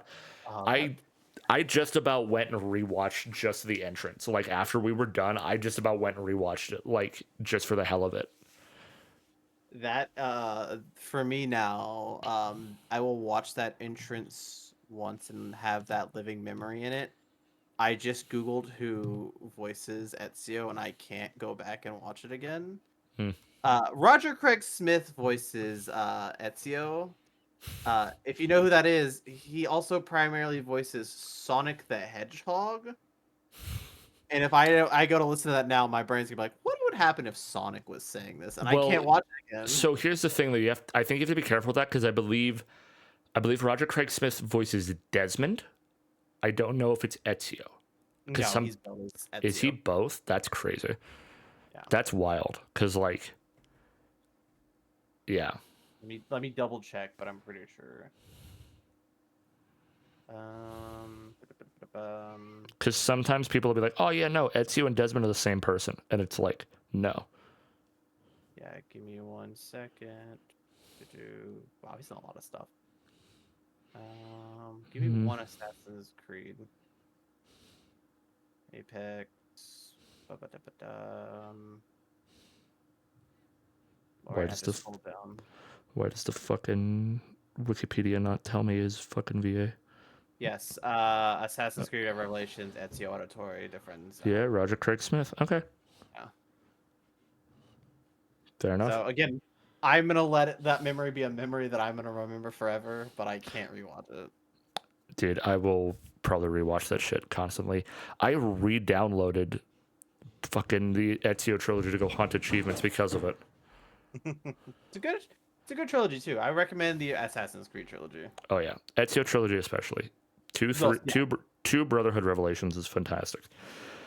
This match is so good though. It has so many crazy ass spots, and so much good storytelling in it as well. Not just like the Tiger Driver conundrum, but like MJF still using some of Adam Cole's moves, because he hits a fucking Panama Sunrise on the apron. And the kangaroo kick. Which is funny because he had said for when he came back that all the jokey stuff was gone. He's like, no more topes, no more kangaroo kicks, no more whatever. He's like, he was very much coming back as like the serious wrestler. And it's really fun having those, like, the aspects of the old Max still living in there, even when he doesn't want it to. Yeah. And then we get to the turning point of the match, in which a masked hooded figure rolls up and fucks with Max. And I thought I was 3 for 3 on my Hail Marys. I was wrong. It was Daniel Garcia, not Adam Cole. And allegedly, as of right now, Garcia still has not re-signed a contract with AEW. The reason he was written off of TV and beaten bloody by Max in the first place was so they could negotiate. So either this is the sign that they are just about done inking a deal, or this is possibly one of those moments to try and help ensure that the deal gets set up. Yeah, because we were talking about this before we hit the record button, that this is going to be like, hey, we'll give you this. This can be you. This can be your spot. But if it's going to be you, if it's going to be your spot, you're going to have to resign. Yeah, his contract allegedly ends in October. So they might just run him and Max as a feud up until Wrestle Dream and then sit down and rehash again. But either which way, it was nice seeing Garcia at Wembley because Garcia has such a future in this industry. It's not even funny. Like, he's got such a good ring work. He's gotten so much better on the mic since I first started watching. Like, the kid has potential in so many ways. I mean, it's one of the biggest things where he got over organically. He got over by himself, basically. I say by himself because it was at points where they were just cheering him before the whole, like, Jericho stuff and Danielson stuff. Like, he was proven. And then you go into the not Eliminator tournament, but the tournament against all his other competitors. He had one win. It was against Brody King. But it meant something. And they're like, we can keep this going, we can keep this rolling. And, like, he was hitting a stride. And then he hits MJF and he loses, but the crowd still cared. Is the biggest thing. And it's also one of the biggest things is if you can just do this and the crowd loses their shit over it, you're doing something right. Yeah, you've struck gold in terms of something that can keep a lot of momentum for a while. But ultimately, Garcia costs Max the match. Ospreay takes the title back and immediately gets it switched back to the International instead of the American title. This is true. But there's also one more thing that we kind of didn't get to address. Garcia didn't have the diamond ring. Max tweeted out that the diamond ring was stolen, and the commentary kept bringing it up. So we kept thinking it was going to be something that mattered. Garcia didn't have it. No. So someone else has that fucking ring still. Yeah, and of course... Perhaps a man in a devil mask. Yeah. You had Ospreay literally kill Max, by the way, because that pinfall lasted a good minute, and it wasn't just 1, 2, 3. Because the ref was outside the ring, he comes back in, he killed Max. Yeah. I wonder if we do see the Tiger Driver stay, or it's going to be like that last bolt in the chamber. Yeah, that last ditch, like the Hail Mary effort. Yeah. But yeah, it's a banger match. It is almost 26 minutes, and it does not feel that long. Oh, and then we do away with the U.S. title almost immediately. Yeah, that American title, Ospreay doesn't even touch it. He's just like, bruv, he's like, not me. No, and then that's when Christopher Daniels comes by and gives him the International. Yeah. So they dug it out of that trash bin after Max threw it out. So. Yeah. I'll also openly say I love what Christopher Daniels is doing in terms of like making him the figurehead representation instead of Tony is so smart. Yeah, because again, it's not like he's constantly like. Again, I'm not calling it in the way, but it's like he does stuff when it's absolutely needed, and that's it. It's not. Yeah. Not too much. So I like it. It's giving them what WWE's had forever with the GMs, right? It is giving you a figurehead and a voice for the man in the back. Yeah. Right. Which is so smart, right? Because like Tony's very much said, he's like, I don't really ever have an interest in doing a lot of like the on-screen persona myself. Like that's not. He's like, I want it to be about the wrestlers more than it is about me. Which is commendable, right? If it's true. Very much so. So like, you know, giving it to Daniels, who was a wrestler and to an extent still is, right? You give him a position of authority without making it like problematic, which is nice. Yeah. And then we move on to what on paper sounds like a good match. And I don't know what happened with this match. I don't know if it was just the electricity of the crowd finally kind of simmered a little bit, or just what happened. But yeah, we get Britt versus Mercedes for the TBS. And I don't know, man. This is, I hate to say it, but this is probably the worst match on this card. This match, again, a lot of backstage stuff happened in between the start of this feud and in this feud. Again, a lot of the stuff that we're not going to get into because we don't know everything. It's dirt sheet and speculation and rumor, and it's just not worth bringing up. No, but in between that and this, they did have time together. They cut pretty good promos. They were talking each other up and down. It's like very much was like this is supposed to be a good match. Britt had come back. There may have been a little ring rust is the biggest thing, but she was competing before this. That's the biggest thing here. And then this match kind of just never truly, I would say, got started. If that's a good assessment. It just fell flat. And it shouldn't have. I don't want to be like it's their fault or it's the other person's fault. I don't want to do that is the biggest thing.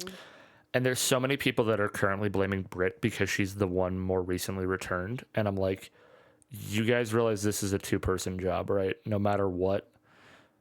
Like, yeah, I don't know. This match has really sparked a lot of like argument on a lot of people of like people just really hating Britt now. A lot of people like bashing Mercedes, the conversation, this especially kind of brings up the conversation of like, is she the weakest of the 4 horsewomen from WWE? Like, there's been so much talked about with this match. And, and the thing we skipped in the pre-show, I think would have at least made this match feel more memorable, or at least more positively lit. In the pre-show, before the entrances for the trios match started, Saraya, along with legitimately every living, breathing member of her fucking family, came out. And may I add a little bit, just a teensy bit, because I don't like her. No crowd reaction whatsoever. No. Zero response, zero care across the board. And she's out there screaming for respect and for everyone to shut the fuck up, which they definitely did because they didn't care enough to boo. And that, she was in a world title match the year before. Now she's not even on the card, yada, yada. I'm not leaving until I get a match. And a finally returning Jamie Hayter comes out. Tries to get her hands on Saraya. Doesn't get it. Gets a little bit in. Hits a Haterade on Harley Cameron, who was out there. And rolls out. And that's the last we see of Jamie through everything. She's not at the media scrum. Saraya, kayfabe crashes the scrum to talk shit about Jamie. Says she wants to see her on Dynamite, all this kind of other stuff. But I think if you had it that, because Monet retains against Britt. If you had done that and immediately hit Jamie's music and Hayter had run out to make her presence known on Mercedes, you would have brought that crowd's hype all the way back up. It would have immediately given you your next match for Mercedes. And it would have fit so much better than putting it on the pre-show, in my opinion. But yeah, I don't know. No, I agree. Yeah, you can't fault either, right? Like, again, it's a 2-person dance. You can't put it all on one person, even when there is somebody who is very clearly, like, lacking. Yeah. But I don't know. It just that whole match. I think it's the one sour spot in terms of performance. I still think Mercedes retaining is the smart play, at least for now. But like, I don't know, man. It just ain't it. It just wasn't good. Like, yeah. Again, I do think Mercedes winning was the right call, but it just wasn't good. It just it didn't hit at all. Mm-hmm. Like I wish it would have been better, but it was rough. Yeah, it honestly, looking at the next one as well, this next match feels weird too. Like it feels like there was a lot of shit they wanted to do, they just didn't. It's one of those things where this pay per view can end whenever it wants to is the biggest thing. Mm-hmm. Because again, like unless there's like because again it didn't even get close to midnight over in the UK when this ended, but it just felt like this match was could have been a bit longer, could have done a little bit more, Mm-hmm. but it just kind of didn't. And I just think there was some missteps a little bit, and then also a return that wasn't necessary. Yeah. So Jack Perry versus Darby Allin for the TNT title in a coffin match. Premise being, you only win when you close the lid of a coffin on your opponent. Darby comes out with tacks glued to his face, because of course it does. Jack Perry comes out with his homemade belt and the goat mask that he wears. And I will say, regardless of how this match plays out, or how this match played out and what happened in it, fuck me, it's crazy to think Jack Perry is this over now, considering he was pre-show last year, which resulted in Brawlin. Like, Yeah. looking at it, bookend to bookend, from Wembley last year to now, right? Jack Perry went from being in a 0-hour FTW rules match that resulted in his suspension and almost having his life taken from him to being just before the main event for an actually recognized title against one of the other pillars of the company. Like, it's insane. It's insane what a year has done for his career in so many ways. And there are some good spots in this, right? Like, there's definitely a lot of good moments. At one point, Perry brings out a bag labeled Scapegoat that he dumps out a bunch of broken glass as the fun nod to last year. Yeah. And he just kind of smirks at the camera and then just kind of basks in the fact that 50,000 people are cheering him for something that a year ago they booed him for. Mm-hmm.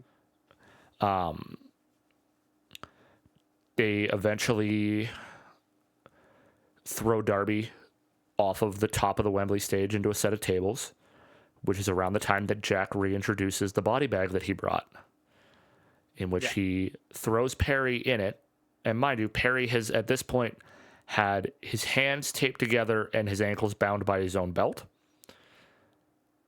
And Perry drags him over to the coffin and very quickly closes it, very abruptly. This match is one of the shorter ones, actually, just under 11 minutes. I think it's like I said, this is Second almost the shortest shortest. match. Yeah, due to Hook and Jericho. Yeah, on the main card. Willow and Stet is technically shortest across everything, but yeah, on main card, the only other one shorter than it is Hook Jericho.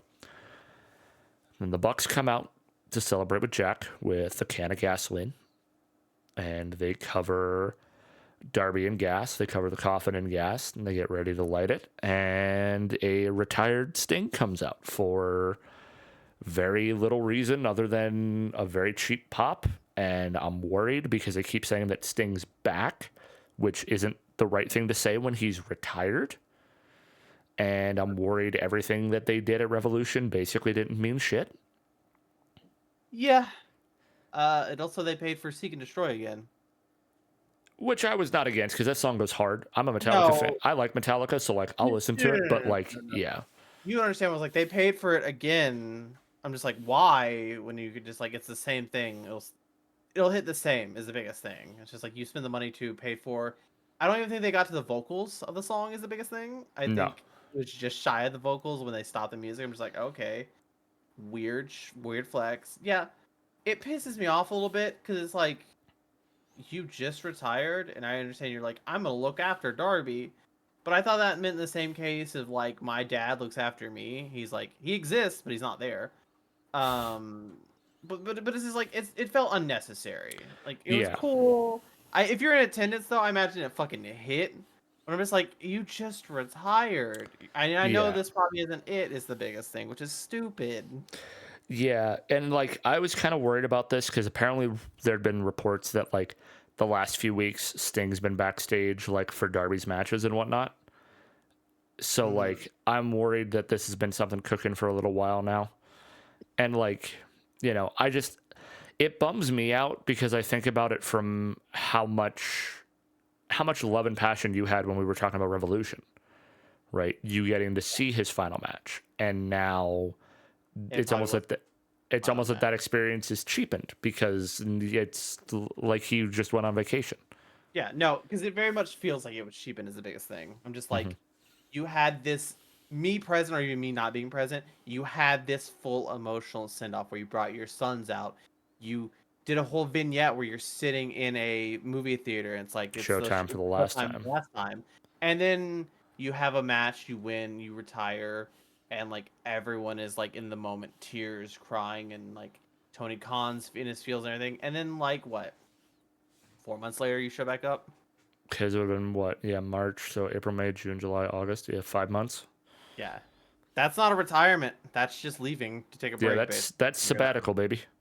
That is sabbatical. Yeah. Yeah, I don't know. I'm hoping it's a one and done cheap pop, you know, No, like, but we'll have to yeah. see, unfortunately. Only time will tell. My only hope is if Sting is back to be here once in a while, or if he's gonna like walk with Darby, like if he walks Darby to the ring, I don't care. That's fine, right? Let him do it. That's at that point, if he's like a manager kind of thing, so be it. I'm fine with that. But if he gets in that ring and actually begins to wrestle again, now I have a fucking issue, Yeah. You right? lied Because to like technically the Undertaker's retired, but he still showed up and fucking chokeslammed The Rock, right? them.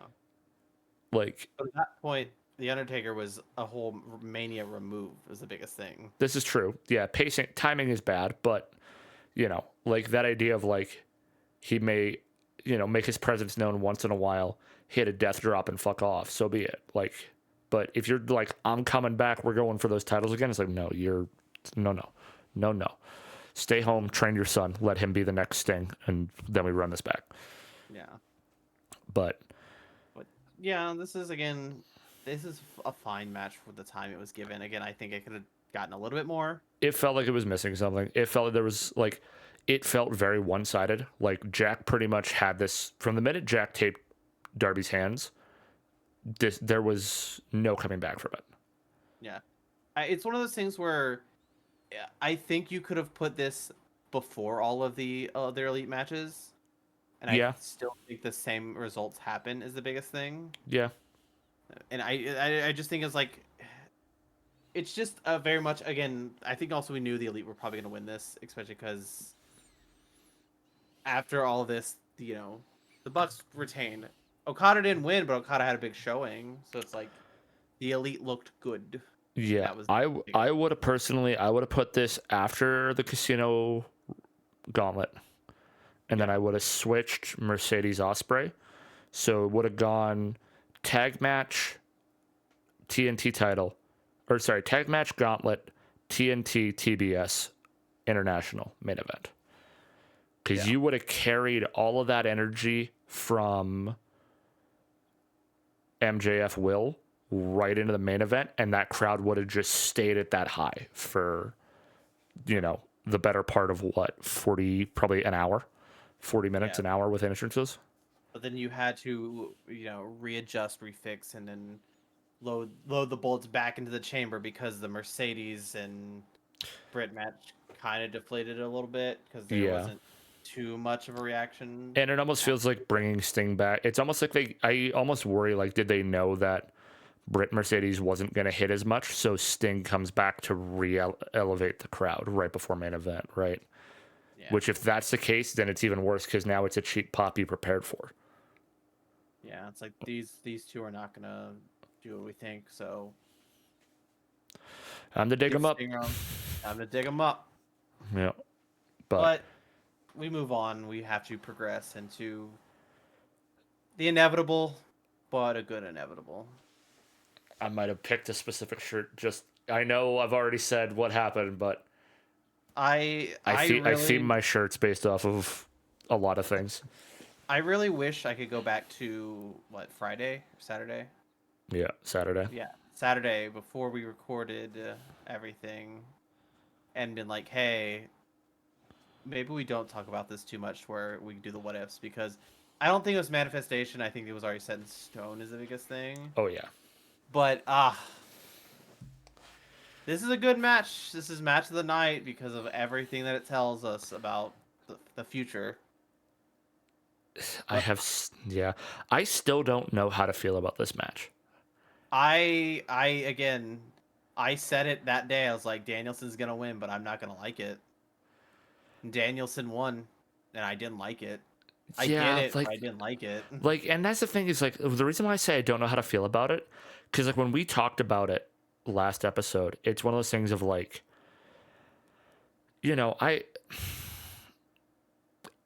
I wasn't ever in the boat of like I'm gonna be mad if Danielson wins. Like that was never gonna be the thing for me. Yeah. And I just feel very like I guess neutral about the whole shebang right now because it's like the more time went on, especially with the gauntlet, because like I had said, if Hangman won that gauntlet, I knew who was winning the main event. True. And like I said, when McGuinness showed up and Okada and Sabre, that's when the reality of Danielson's probably winning this really solidified for me. And so I think I went into this match kind of knowing Swerve was going to lose. So it was like I wasn't able to be upset because I had already kind of ran through the emotions. Yeah. But it is that thing of like what I am now most worried, not worried, but most unsure of is what does the future of that title look like with Mm-hmm. somebody who is not under contract, who has zero obligation to be at any of the events, and theoretically at any point could just go, yeah, I'm done.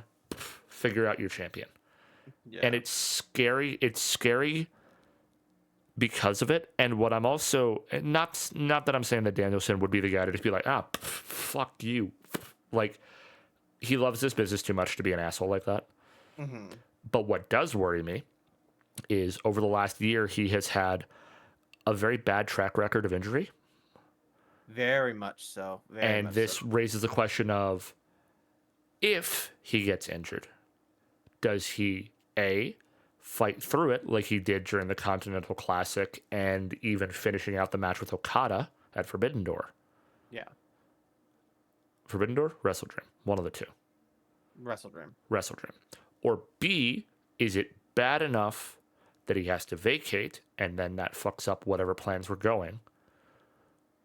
Right? Because, like, again, the thing you and I have talked about the most has always been the reality of even what we said about Kenny last episode, right? Like, we care about the person more than the performer in the sense of, especially that Danielson has been so vocal about, like, this is my last year full time in ring. This is, I want to spend time with my kids. I want to do all this.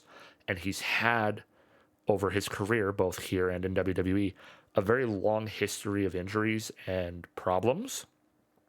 I worry that giving him this belt almost pressures him into pushing himself to round out the last 4 months of the year, 4 or 5 months of the year. That do you end up fucking yourself up so bad that when you retire, you can't do the things you want to do with the kids you were retiring to be around, right? Mm-hmm. Like, it's so tough in that sense, right? But Yeah. I don't know. I will say we should focus a little bit on the match, of course. Oh yeah, That the fact that the matter is these two probably best company that the best that two this company has that are like the best at what they do oh yeah. fucking took it to each other back and forth. Mm-hmm. Danielson made Swerve look good. Swerve made Danielson look good. And the fact that one moment he hits that running knee, Swerve goes back, hits the turnbuckle, and then just stares Danielson down. Yeah. So there are a few spots that live in my head in this match. First off, the fact that you managed to, with very little build, turn Swerve heel going into this match is really good and shows how good Swerve is as a performer. Yeah. Well, I think it's somewhat heel, somewhat he knows what he has to do. Antagonist. Yeah, he knows what he has to do to beat Danielson is the biggest thing. Well, He's still gonna yeah. get cheered is the biggest thing, but I get what you're saying. Well, and the reason I say heel is because of the fact that he takes Danielson's stomps that he does, where he's got you by the wrist and is just fucking wailing on you. He takes that from him, but also he does it. He drags him outside to ringside and locks eyes with both of Brian's children and his wife and begins to do this and then screams at his kids, "You want to spend more time with your daddy? I am giving you that." Mm-hmm. And then, like, there's so many little moments of him being the asshole like that. But, like, that spot especially, to the point that he literally managed, like, Bree is literally, like, shielding Buddy and Birdie away from it. And, like, they're, like, legitimately, like, kind of afraid in that moment. Because, like, Danielson's already busted open by that point. So he's literally fucking top of head to chin covered in blood. Yeah. But then, yeah, that moment of Danielson hits him with the fucking Busaiku knee. He stumbles back to the corner, kind of bounces off, and just stands there and just, like, as if he was hit by a strong gust of wind at the most, is so fucking good. Yeah. And also, like, the reality of how that match ended. Swerve tapped. And Swerve, they even said that I believe that is the first time Swerve has tapped out in AEW. Mm-hmm. Like, you have forced him to submit. Yeah. I guess we should also address the other part of that, which was partway through the match, a very disgruntled, very angry cowboy tried to get in that ring, and about 85 security guards dragged his ass out of there. That man was hypothetically, or not really, but foaming from the mouth, wanting in that ring so bad. Was chomping at the bit to fucking get at Swerve. And that raises that. Here's the thing, right? Like, obviously it was title versus career. Danielson does not have to end his in-ring career now. He can do it on his terms. He is supposedly going to be at Dynamite this week. I'm hoping not to just vacate the title immediately, or that will really cheapen everything that happened at Wembley. Yeah. He needs to at least defend it, at least at All Out. If he loses it all at All Out, whatever.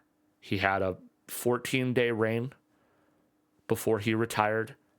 Somebody retires him out, be it Christian with his title cash in or somebody else, so be it. But Danielson's talked about the possibility of fighting Sabre in the Tokyo Dome.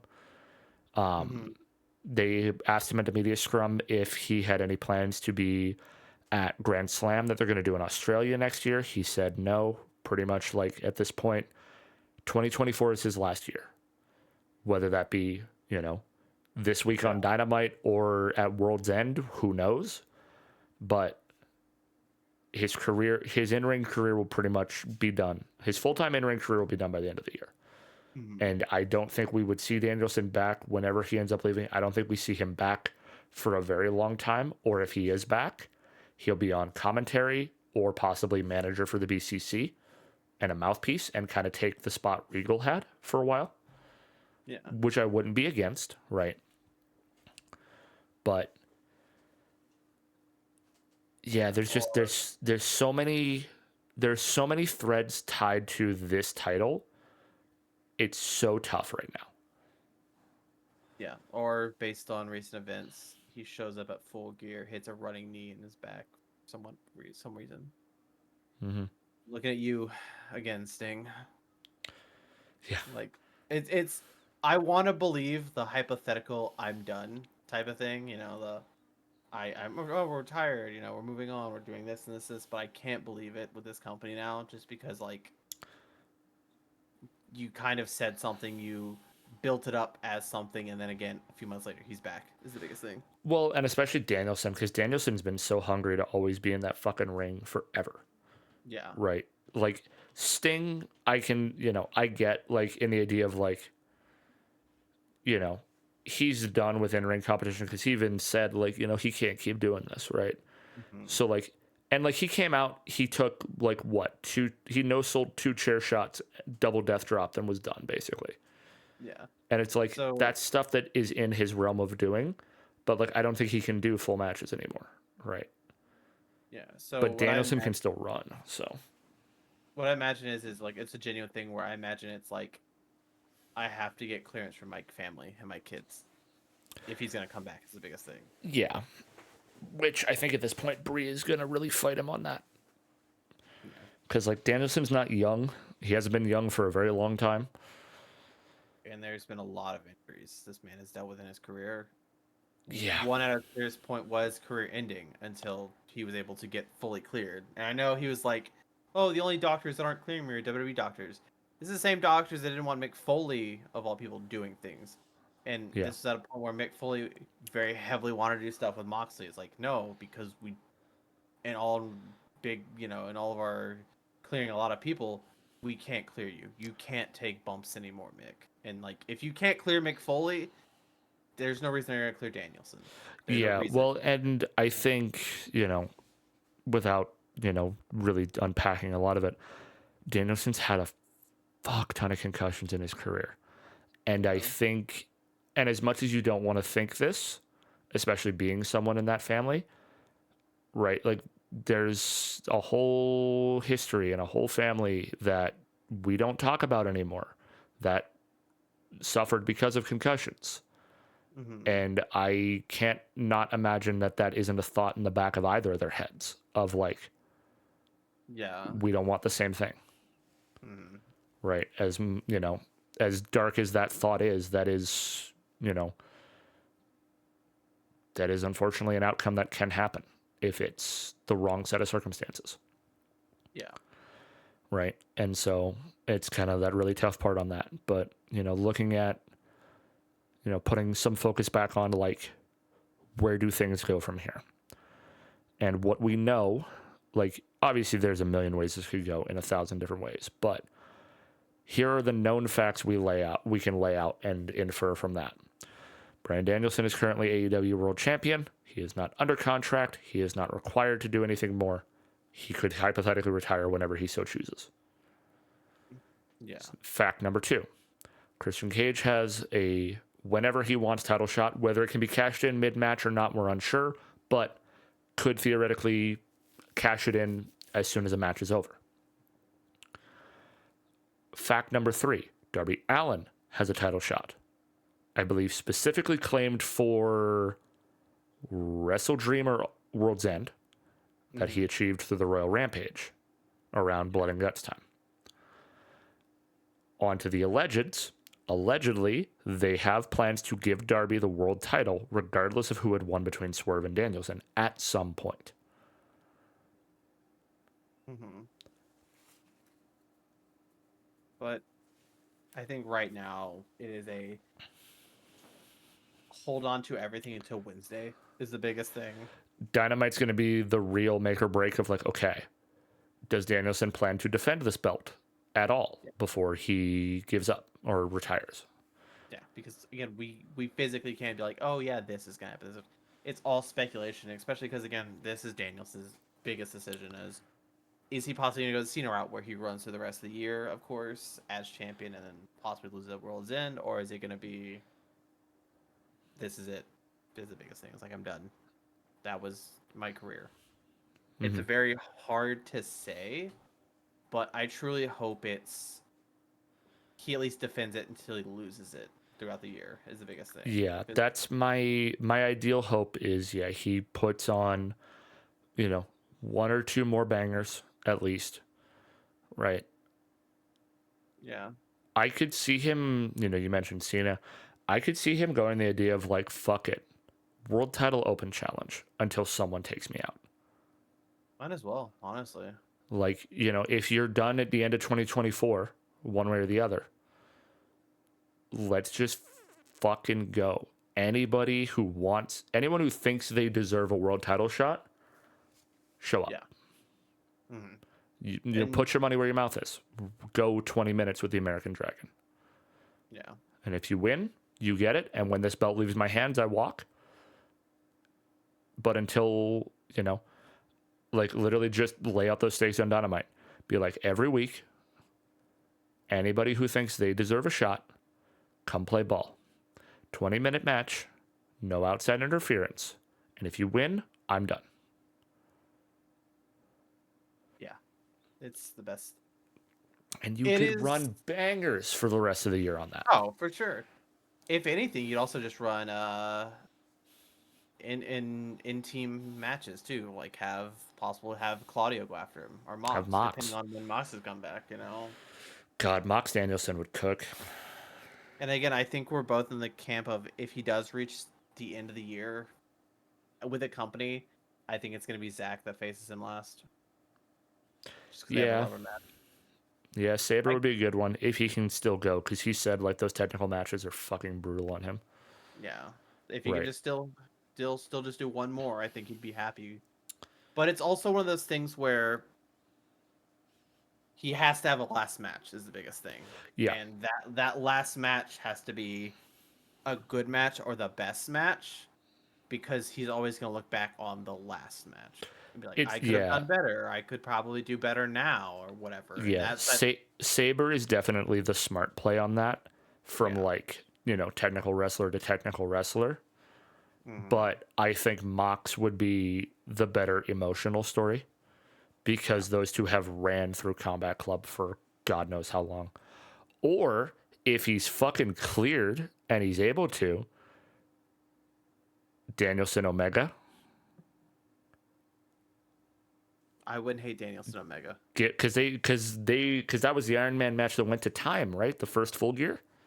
Yes. Yeah. So like, maybe not do an hour-long Iron match on the dude who's about to retire and the guy coming back from fucking diverticulitis, but still And give him like a half-hour cooker. having part of his body literally removed from him. Yeah. Yeah. You know Don't what? worry, guys. It was Best only a play. few centimeters or There's only something. 25 centimeters of his fucking body removed from him. Yeah. Throw them in the MJF units and we'll figure out what it is. Um. All right, bold play. Hear me out. Final match: Danielson, Omega, Moxley, triple threat exploding barbed wire death match. Run it back. Make the explosion matter. Don't bring that match back up because there's only one thing that sticks out from that match, and it's not even the match itself. It's the next night when they come out and they're making fun of it. The Elite are, and it's Don Callis and Kenny, and the counter starts and they're on the ring. I don't remember if it's Omega. It is Omega, and it's Don Callis, and he's like 69 me Don 69 me because they have a live mic while they're on the ground because it's like they're replicating like of course Eddie jumping on Mox to like save him from the explosion Mm-hmm.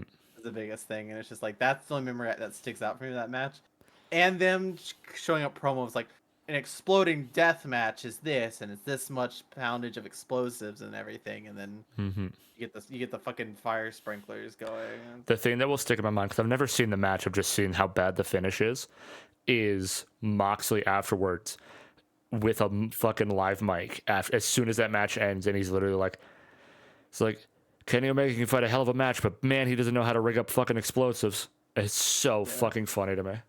Yeah, they immediately sandbag the match, Yeah. and it's worth it because it's You not a have to good laugh. finish You at have to all. laugh at it.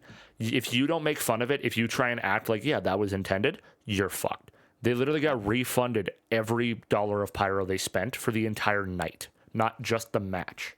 Yeah. Which, by the way, you want to know how much money they got back because of that? How much? 250,000 US dollars. Yeesh. That's too much.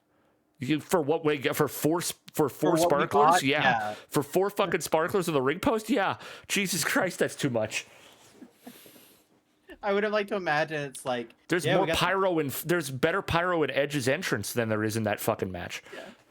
I would like to imagine it's like yeah, we got the $250,000 back, but it was weird because Tony we only spent about 500 of it, and he said that the other 259,000 went towards special means, and that's the night Tony looks he's blitzed out of his mind on cocaine. But we kid here, but probably not. I don't know. Have you seen those that guy's eyes? Oof. There's a gif of him that it's him wide-eyeing the mic, and the fucking caption is, "I haven't blinked in 4 days." And it's so funny to me. Yeah, but it's one of those things where he doesn't help the case is the biggest thing. Well, and the thing is, right, like, I was talking to Maple about this earlier, and it's one of those things of, like, if you look at his Twitter bio, yeah, you'd probably have to do some kind of, like, some kind of substance to keep your ass awake when you're running AEW, Ring of Honor, the Jaguars, and Fulham FC, plus a sports media company. That's so much. Yeah. Why though? Like, give one of them up. Nah. If anything, and especially with the rumors that he might be buying Warner Brothers Discovery, he might just have more things to do. Jesus, it's too much. You could delegate somewhere. Yeah, Um, hire a writing team. yeah. Any lasting thoughts on the pay-per-view? It's a fucking banger. That crowd is one of the best crowds they've had all year, without a doubt. I'm really curious to see what's going to happen, talking the future of, that world title picture. What do you do with Swerve? And what the fuck do you do with Hangman? Because he has spent the last 6 months on a revenge tour to take that belt from Swerve, and he didn't get to do it. Well, with Swerve losing the title, though, he now has his attention fully. Yeah, He's not but defending the belt anymore. But it would feel lazy to just go right into that as the biggest thing. well, and the thing is, because like Hangman has been after the belt, and he hates Swerve because Swerve had the belt. Yeah. It's like, obviously there is a rivalry there that will always be there of like, hey, asshole, you broke into my fucking house and threatened my children. But Hangman's goal has always been, I want the belt back. Yeah. It just happened to coincide that the burglar was the belt holder. But now I feel like Hangman's now split. Because it's like, I fucking hate Swerve. But even if I beat him within an inch of his life, I don't get the belt. Now I need that guy's belt, right? So it's like, Swerve, you can, have him off TV for a couple of months, let him come back, let him be, or if nothing else, put Swerve in the fucking Continental Classic. Now that he has no ties to no belt. Because Swerve still fucking hates the Elite. Okada's guaranteed entrance in that if he's holding that belt. But what do you do with Hangman? Because the photo I saw of him looking bug-eyed as fuck when he lost that match, and it is 4 sets of words with arrows, like the cycle of Hangman, and all of them say the same thing of suffering builds character, all 4 times. It's true, but what character are we building? He's just suffering. Yeah, he's just gonna lose it one day, and he's just gonna go on an absolute like murder rampage where he takes out everyone. Well, somebody also tweeted, and they could theoretically run back this plot line again. Somebody went, get this man a distillery. We could go back to alcoholic Hangman. Could. Right? Like he's done everything he can every single time to try and get in that world title picture. And he has lost it every single opportunity. He has 0 friends because he has pushed them all away. Front to back. He is effectively he is somehow further to the bottom of the barrel than he was the first time he went into the heavy drinking stint. Like, what do you do? Right? Yeah. But it's such a I want to see these two go at it.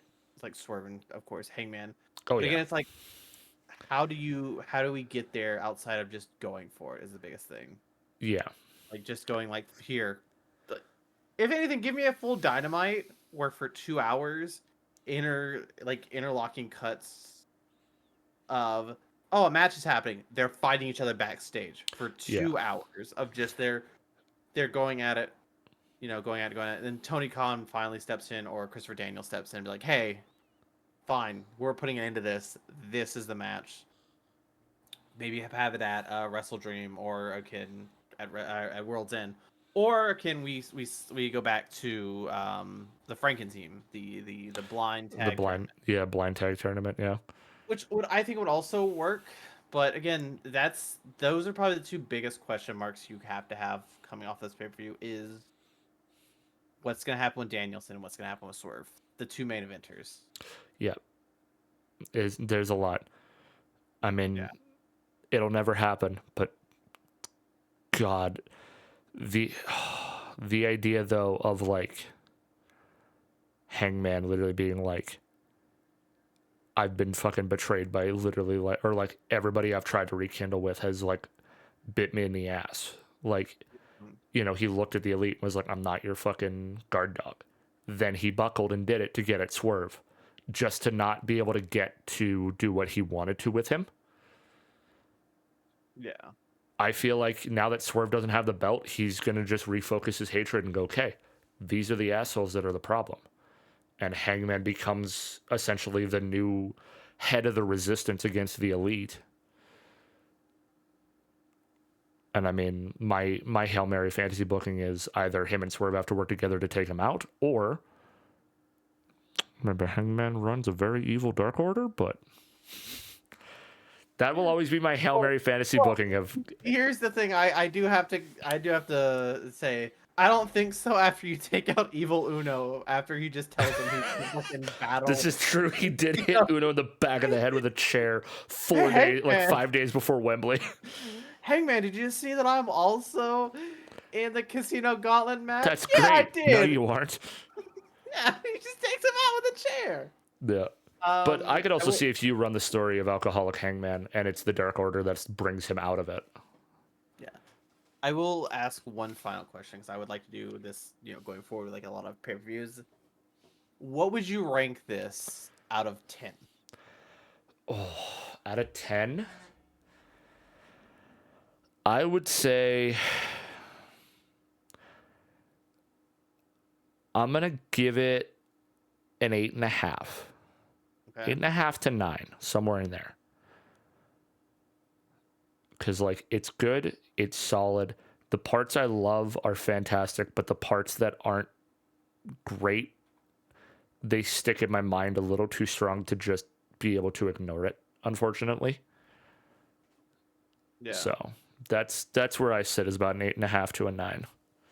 I will be a little bit more critical on this. I'm going to give it an 8, flat 8, just because two back-to-back matches basically kind of like you killed it a little bit, not in a positive way. Mm-hmm.